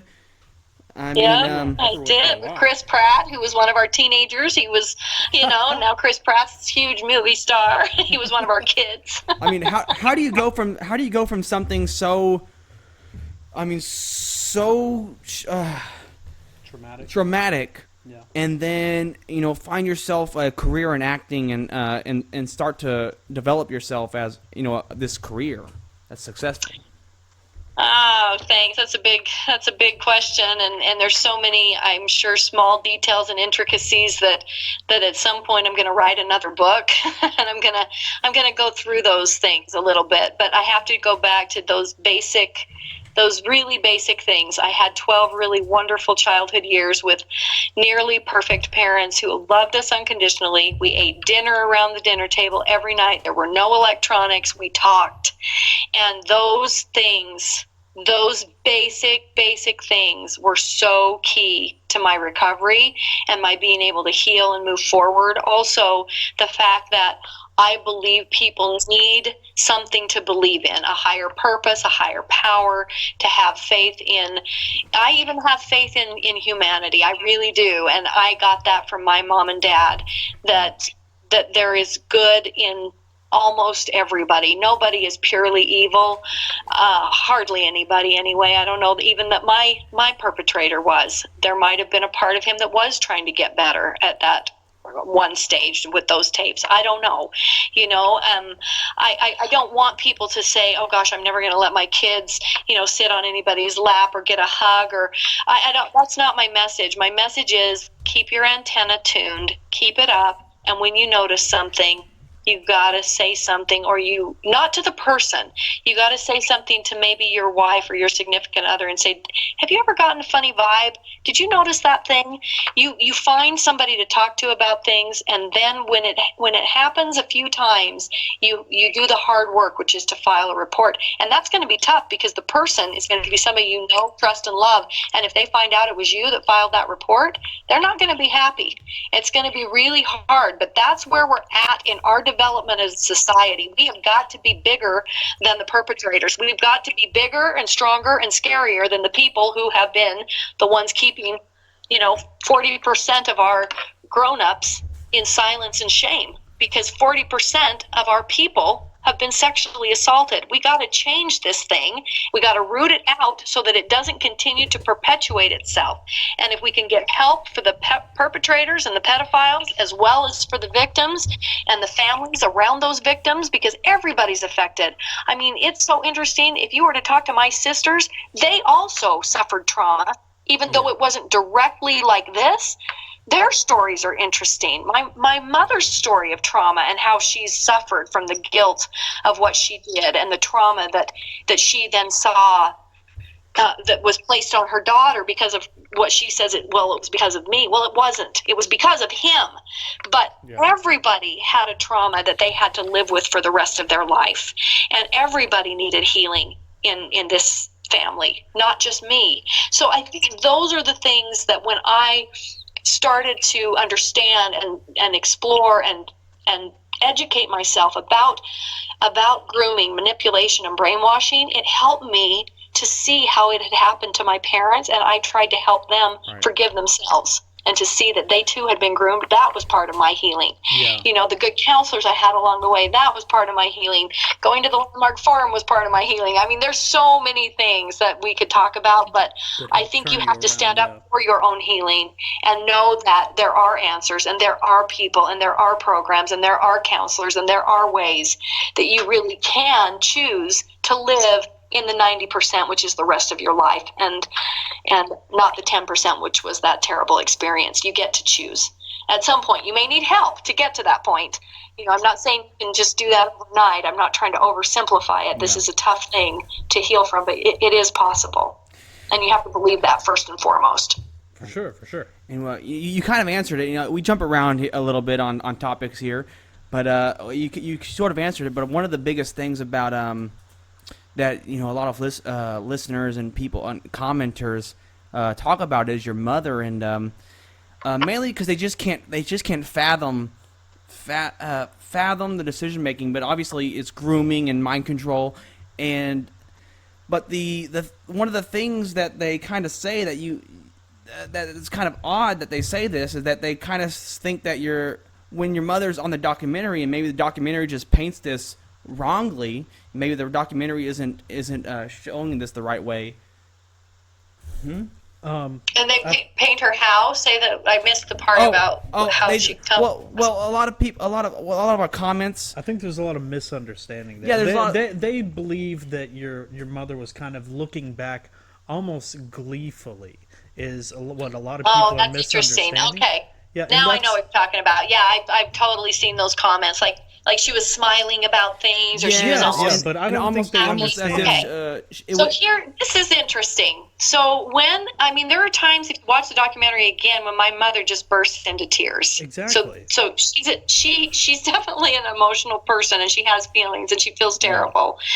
But there are also those moments in the documentary where they've asked her this direct question and they've asked her to give a very short answer. So she's been coached.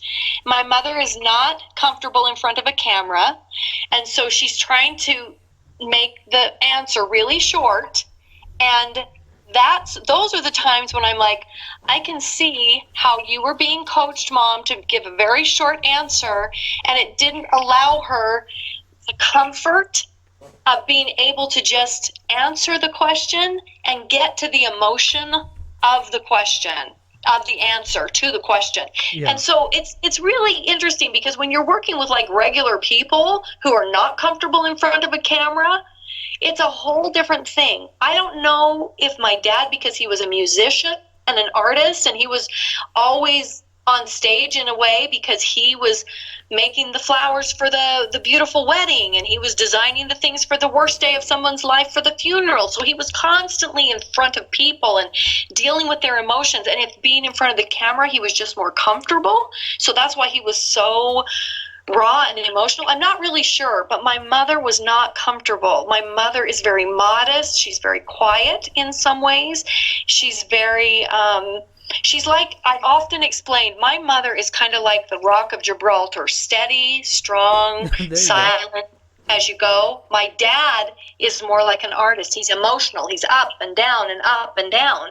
And that's truly who they were. They were kind of the reverse of how most couples are. You know, the mom or the female seems to be the one that's more emotional, and the dad is kind of this, you know, slow burn, steady. Yeah. But that's not the case in my parents' case. It's the opposite. I think what people misconstrue and don't understand is that's one of the ways that Birchall was able to, you know, sink his teeth into her.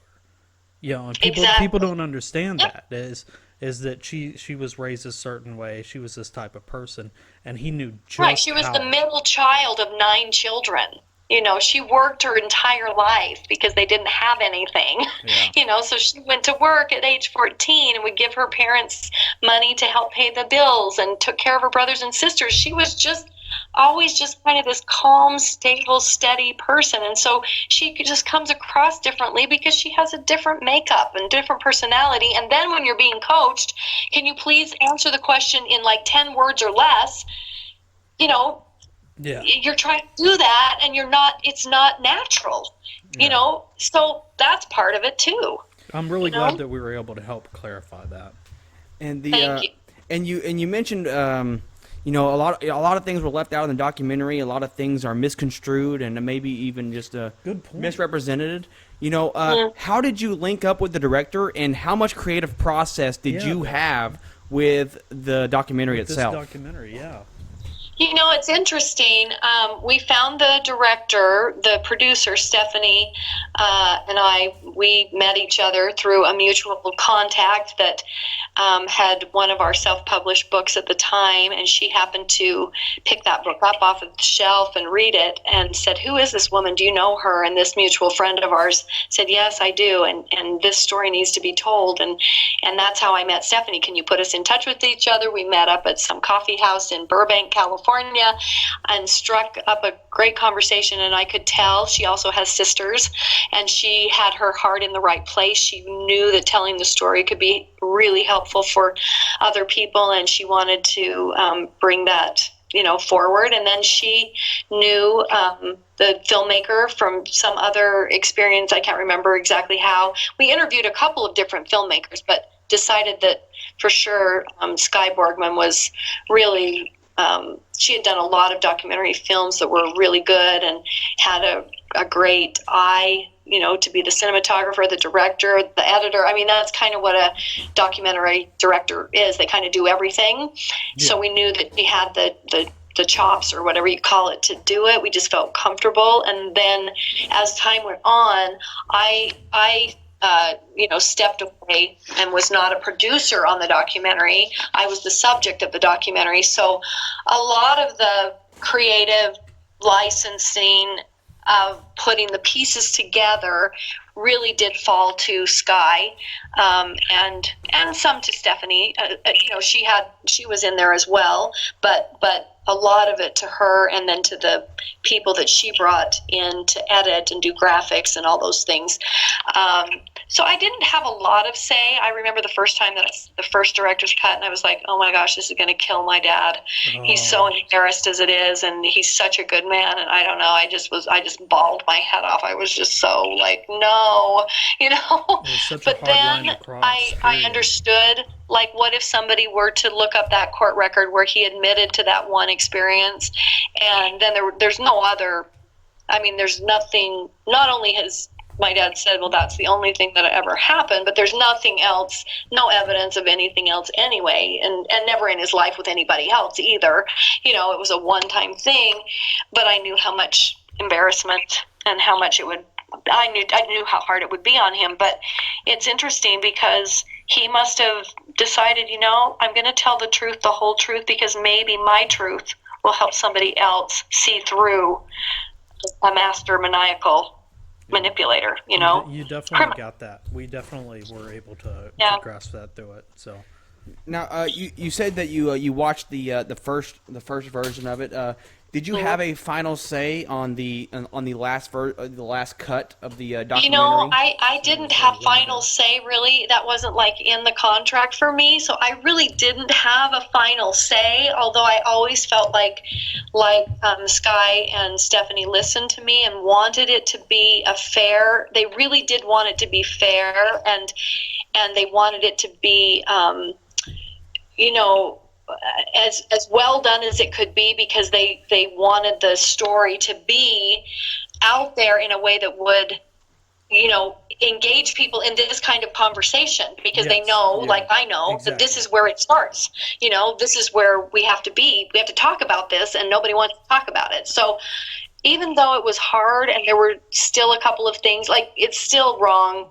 There's still some parts that are graphically wrong. Like, my mother didn't see him 11 times. She saw him 8 times, and she only had sex with him 3 times. And I mean, there's things that are not quite right even now in the thing, but it doesn't really matter. It's mostly about the fact that this is how grooming and manipulation works, and these are usually people that we know, love, and trust, and that was the message, and that came through enough to get these conversations started. So even though I didn't, you know, I couldn't have said, oh, I have final say, and therefore we're not releasing the documentary this way, I didn't have that control. There were still a couple things I would have liked to have maybe softened and put in a few more things that would have, you know, made you really go, oh my gosh, it's this master manipulator that's, you know, pulling the strings.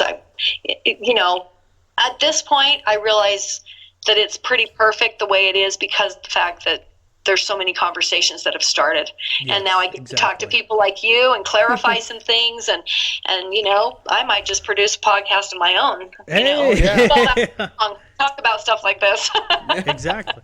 Well, I think it really does show their character, for them to, you know, sit there and know the effects that this would have on how they were perceived. And still come for, have the strength to come forward and do the right thing and explain it in full detail. That way to help you and to help the message be spread. I really appreciate you saying that, because I think most people, if they're really honest with themselves, have done something that they would just prefer the whole world didn't know. I think most of us have made a mistake where we think, oh my gosh, why did I do that? I don't really want it, you know, televised to the whole world. So I do think that they were extremely courageous and very brave.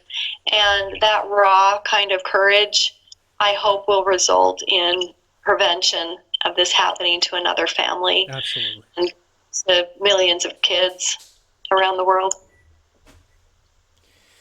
Oh, Jesus.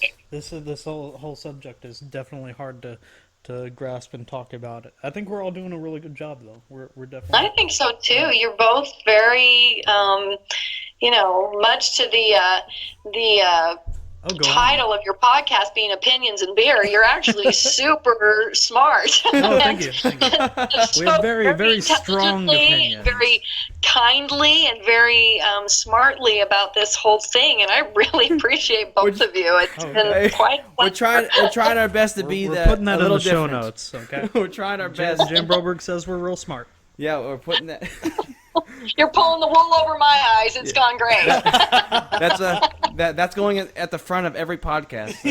Oh, awesome! I'm excited about that. Do it. So obviously, we're the smartest dumb guys I've ever met. Oh, yeah. That's definitely that's going on my resume. So we've talked to you for quite some time now. We're nearing the end. We're went long, isn't it? It's awesome. But obviously, we have some things written down here that maybe we should touch on real quick. The Stolen Innocence book. I believe your mother wrote it. Right. What is that about? So that's the old book that we self-published years ago, 15 years ago, when we were being asked to speak at conferences, and there's a Superior Court judge that writes the foreword and the afterword in that book, and he heard us speak at one of the first conferences we had ever been asked to speak at, and we did a Q&A, and he came up to us. He was the keynote speaker the second day. It was a big education conference with school counselors and teachers and administrators, and we told our story, and then we did a Q&A, and he approached us after that and said, you know what? He said, I worked for 30 years as an attorney for children who had been sexually assaulted, and the predators were, all people that they knew. And he said, your story, and then I became a Superior Court judge and have worked with so many cases of child sex abuse and pedophilia. And he said, your story contains like every single thing that I've ever worked with in all of my stories combined. He said, if you had the fortitude to publish your story, he said, I'll write the foreword, the afterword, and I'm telling you, you will help millions of people. And so what had been a family cathartic experience, really, I had asked my mom just to write down what was happening at home, and then I would she'd talk to me about what was happening to me at the same time, and that's how it was like 900 pages long. The first book that we just wrote for our family. It was just a family history, and it was this really cathartic experience for us to talk and to interview each other, and for her to write, and all of that got reduced into Stolen Innocence, that book that we first self-published, and we used it at conferences. Now, the new book, Abducted in Plain Sight, that's being released in March, has much of the same story, but it's been re-edited. Things have been added to the book. It really has had some amazing editors work on it, and it's still Mom's still the author, but going through that process and getting all of these things just right, I think the book's going to be amazing. I think it's going to be a bestseller out there because it's really good. So it's same story but different. I don't know. It's better. And it's got more in it. Is this new book, is that going to have some of the stuff that was left out in the documentary? Yes. Okay. Yes, a lot of stuff that was so people definitely need to be paying attention to it. And it's the same title. It's Abducted in Plain Sight. Are you talking with anyone yet about the you wanting to do a full-length series of this? Series or a movie? We've talked to a couple of people that have expressed interest, some production companies interest in either a feature, maybe a limited series.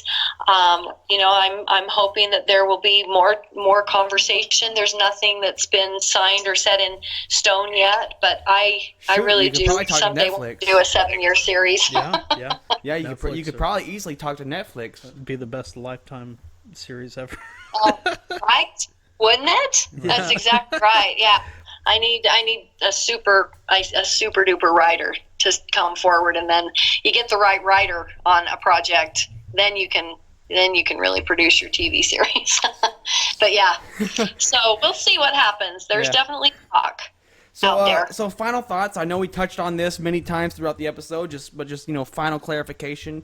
When someone is in a toxic environment, what are some signs they can look for, and what are ways to escape that environment? Yeah, because one of the things is, you were lucky enough to have your parents there in the long term.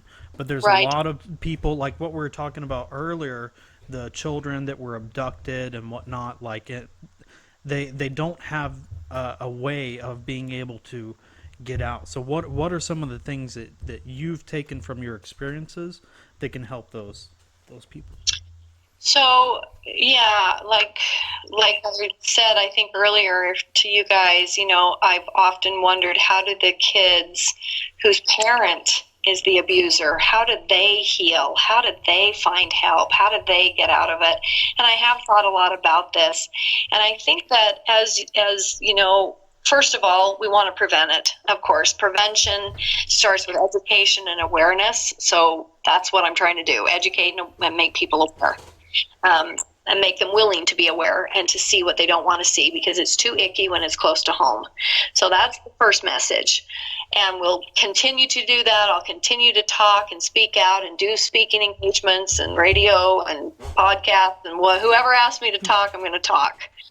So that's the first part. The second part is, after somebody's been harmed and now they're in their 20s or 30s or 40s, how do they begin to repair the damage that's been done? And I think, first of all, they have to know that there is support. There are counselors almost in any community across America who are trained specifically with early childhood trauma, and then specifically with sexual trauma and sexual abuse. And if you can find that good therapist, and don't just settle for the first person you talk to, if it doesn't feel like after 2 or 3 sessions that it's really helping, then keep looking. Go to somebody else, because it's really important that you find that champion in your story that can assist you in finding your own inner strength in the healing process, because ultimately people have to choose to heal. And so finding that strength to say, I am not my past, I am not my story that lives in the past, I am not my abuse, is really important. And sometimes that really takes a number of different experiences, counselors, programs, books that you read, self-help, to get to the point where you actually know. And like I talked about the Landmark Forum, that was one of those experiences, among others, that I could choose to have a different life, to completely be able to design and have the life that I wanted. And at that point, I was willing to write it down. Like, I want this in my life and this in my life. And has it all been perfect? Did it all happen perfectly? No. I've been married a couple of times. I've been divorced a couple of times. Am I still good friends with my ex-husbands? Yes, I am. Do I still have wonderful stepdaughters that I adore? I do. Do I have a son who has been with me through thick and thin, that I would, take a bullet for, and who would take a bullet for me? Yes, I have a son like that. That is just one of the biggest parts of my healing of anybody, my son Austin. And you find things that you care about, that you can get behind. And for me, it was being a mother. That helped me in my healing process, because I got to care for someone else. I got to somebody else in my life that would help me get out of bed in those moments and mornings when I thought I couldn't. It's all of those things that you can do, whether you decide to join up with a service organization where you are maybe on a hotline with other people that are going through, wanting to commit suicide, or they're needing somebody to talk to about their abuse. Maybe it's going and feeding, meals to the homeless, because then all of a sudden your problems, you realize, are in perspective, that you're not the only person who's suffered, and that you get to make choices that make the world a better place, and it makes your world a better place. You can do it. So that's what I think is the message. Yeah. There is support. Find it, utilize it, and then make choices to put yourself in places that make you feel good about yourself and about the world. So go to those places, whatever that is for you. And maybe that means you have to golf every day or go hiking every day. Some people, that's where they find that solace that they need to be able to heal or reflect and repair their own, experiences. But you have to figure it out for yourself with the help of others. Don't be afraid of counseling. There's no shame in it. Yeah. Don't be afraid of anything to that might actually help you. Wow, and that was a beautiful summary. Yeah, that's powerful. Yeah. And what's kind of scary is that some of these places, that we're the longer we go, these places of safety are starting to dwindle. It seems. So it's always hard for people to find that safety net, but it's always encouraged, for people to keep searching. Yeah. Right. Yeah. Like I have to share this with you real quick. I had an interview by a senior in high school at Flint Ridge Sacred Heart Academy, the Catholic girls' school where he put me, the second kidnapping, and of course I'm the talk of the school, right? Yeah. And she, one of the questions was, what do we do now with our churches and our faith? What do we do? Just so disturbed by her own, crisis of faith or whatever. And I really have thought a lot about it, that even though there are some scary people within different religions or different organizations, the majority of people there are not. The majority of people there are really trying to just be good people and be better people. And so wherever you can find a group of people that are trying to be better humans, I don't think association with them is a bad idea. I think what you still have to be willing to see is that there are bad people that hide in plain sight in those organizations, and those are the ones we have to root out, but not necessarily scrap the entire thing. You know what I mean? Don't throw the baby out with the bathwater. Yeah, because he and other individuals, they'll prey on that. They know how caring people are in those types of religions and whatnot, and so that's what they use. They use that to be able to, I guess, get into what they're trying to do. Yep. Yeah, so just be vigilant in noticing things, and don't put up with anybody making up your mind. Don't give your thinking over to anybody. No religious leader, nobody gets to tell you how to think. Exactly. And that's important, so that if you are going to be religious or be in a certain religion, you still have to be vigilant in asking questions and questioning things and teaching your children to find facts and to get curious and not to just allow somebody else to do your thinking for you. That is the first step in becoming brainwashed. So don't let that happen. Be a person of faith. If that gives you solace and hope and feel that that's real, do that, but don't give over your thinking to anybody. Yep. So, do you have anything? There's one thing I wanted to cover real quick. Okay. You covered the old book, you covered the documentary, covered your new book. We touched a little bit on your acting career. Is that something that you're going to still be pursuing in the future? Are there any things? Are you going in? Are you sticking with the horror genre? And what's so funny is that you kind of just stick with whatever comes your way when you're a working actor, and you kind of are like, well, gosh, this is interesting. I've had like 4 or 5 horror movies now in a row. And you just kind of go, well, if that's paying the bills, that's what we'll do, right? Exactly. But it is interesting that you asked that question. I'm glad you did, because honestly, theater saved my life. That was another very important piece of my healing, is during those 4+ years when I couldn't tell anybody because I thought I'd be vaporized or my dad would be killed or whatever. There was no way I was going to tell and let my little sister be taken or my other sister go blind. I mean, that's what kids do. They protect their family. That's why kids that are great communicators and have great parents who talk to them, and parents think, oh, well, my kids would tell me. I'm like, not if they were given the right threat. They will not tell you. Yeah. They will shut down. As great as I had, communication with my parents, it completely was done the minute that I thought that they would be harmed. And So what I want to say is I had the theater because I had been doing plays since I was 6. What I kept doing in between the times when I was missing, I would get on stage. I'd do another play, and I could cry, and I could scream, and I could be another person.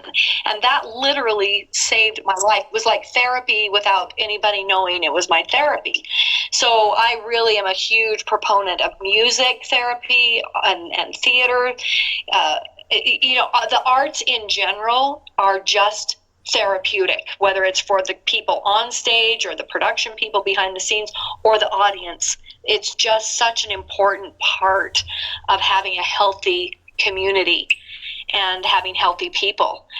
Whether you're a big participant and like to go to concerts or plays or whatever, or you're not, having healthy arts in your community lifts the entire community, whether you participate or not. It just is a really important thing. So that is a really good question. And will I always continue to pursue acting? Yes. It's my passion. I've loved it since I was 6 years old and played Gretel in The Sound of Music in my university community summer play. It was the best thing ever, and I have been performing ever since. And I will always want to act and hope that the opportunities continue to come and that I'll be able to take them, because I do have a passion for that. Now, usually our last question is, what is your favorite Nickelback song?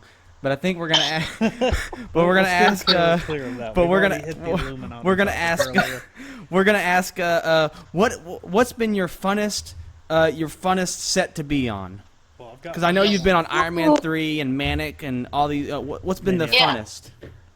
I have to say, the most fun really was doing Maniac with Elijah Wood, because I got to have a whole team of people that were just mine. Like the people that pump the blood out of your scalp when you get when he starts to cut you. They're laying on the floor by that bed, and they have this little thing that they pump, and then you have your own like nurse or your own doctor on set. So like when he's trying to drown you in a tub, if something were to go wrong and you didn't get up in time, you got a medic right there just for you. You have somebody that's holding your robe, you're only partially dressed, and so when you get out of that tub, there's somebody there to throw the robe over you. It's so much fun to have all these people around me to make these scenes so real. They're so gory and gross, but it was fun. It was really fun, and to have somebody like Elijah Wood, who one minute you're in the makeup trailer talking about, oh, there's just nobody to date in this town. How do you date somebody? We're talking about that, he and I. And then the next minute, the first scene we did was the scene where he's laying on top of me. He's got me hogtied on the bed. He's got a knife next to my neck, and he's like, well, nothing like getting to know you. I'm like, yep, me too. Good luck. And here we go. And just screams from the belly, from the gut, guy trying to begging him not to kill me. Oh goodness. It was fun. That is definitely how you get to know somebody. Yeah. Did that hit the mark? That was awesome. That was fun. That's pretty funny. Okay. Whew. Did you have anything left to add, Eamon? I had one question that's been bugging me ever since I watched the documentary. It's not as light of a topic, but it does have to do with like what you were saying with the theater and how that helped you. When you were around the age of like 16, and when you were going through that process, you made a statement about how it affected you, and how you thought that you might need to like even go as far as to end your sister's life. How was your feelings through all that process? So I was so in a state of constant battle with my emotions, because I was like, oh my gosh, I was at a theater camp and I knew there was a boy that liked me and kept following me around, and I kept trying to ignore him and run away from him, and then he buys me this ice cream because he was standing in front of me in the line where we had all gone to get ice cream, and I just knew something horrible was going to happen. And my whole thought process during that time where I knew I was going to turn 16 while at that theater camp, I thought, okay, well, they're going to take my little sister because I'm 16. I'm not pregnant. I'm still years from puberty, but of course I was half alien, so the rules didn't apply to me. Yeah. I thought somehow I could get pregnant, and I wasn't, and I just was so like, I can't stand the thought of my little sister having to go through what I've been through in these 4 years, and I just was like, okay, well, I'm going to get a gun. I know where there's a gun that I can get a hold of, and I'm going to tell Susan about the mission of having the baby to save the dying planet. And if she doesn't want to do it, I'm going to kill her, and then I'm going to kill myself, because I just couldn't bear the weight of the world anymore, because I literally was carrying the weight of an entire planet on my shoulders, and I had been for 4 years. And people don't ask me that question very often, but when you are carrying around the lives of an entire civilization and you believe it, like what you do will either, give them, will extend their lives. Basically, it's just a huge weight, because I believed it completely. Yeah. So it really, I look back on that, and I'm so glad that boy bought that ice cream cone. I don't even know his name. I wish I knew who he was. I hope he's listening to this podcast and can tell me who was the boy that bought your ice cream. He's a definite beer drinker. Camp. Yeah, he's definitely a beer drinker. Right? Maybe. He's the kind of guy that'll buy some ice cream. So this has easily been our longest episode, and rightfully so. I'm so happy that we were able to speak with you. It's such a tough subject for people to talk about, and I'm so grateful to have you on to discuss this with our audience and our future audience, that whoever may show up. And I just want to thank you so much for being on. Is there anything we missed, left out, that you would like to add? Any last thoughts that you may want to discuss before we conclude here? Gosh, I can't think of anything specifically, but I really hope that at some point 1 billion people around the world will basically take a pledge that they will be the one that will come forward to bring the victims and the perpetrators out of the shadows, out of the corners. Because almost everybody has a dirty corner in their life where something has happened, and I want everybody to take the pledge that I will make people aware. I will be the one to support those that are trying to, do this really hard thing. And so basically, that's kind of the last thing, is that eventually when we get a hashtag and we have an official name for this movement, we'll have a pledge that basically is like, no more silence, no more shadows, no more dark corners for those that have been abused by somebody they know, love, or trust, and that there can be no more protecting the perpetrator because they're in my house, or they're in my family, in my neighborhood, community, or congregation. We can't protect them. We can't move them around. We can't just ignore them and hope that they don't hurt somebody else's kids. We have to bring them into the light of justice, and that hope for healing, prevention, and awareness starts with me. And that's what I want people to pledge, that hope for healing, prevention, and awareness starts with me. That everybody takes this on as a global healing. And it's got to happen by individuals all across the world. So thank you for letting me be on the podcast and to say those things, and I really appreciate your help. And hopefully we'll talk again soon. Maybe when the book comes out, there'll be more questions, and we can get back on here. For sure. Jan, okay. I'm personally proud that we were able to have you on here, and the fact that might make a difference in just a single person's life. Like it really has. Like, your story has moved me so much that I'm very thankful to be able to have had you on today. So thank you so much. Thank you. So appreciate that. You're both awesome. Keep up those opinions and beer. Yeah. No, the episode will be available on March 3rd. Obviously, we promote like hell, so you'll probably get 1 million tags. Yeah. Awesome. Throughout Good. social media. Thank you. So. Yeah. Is there any social medias that you want to plug as well?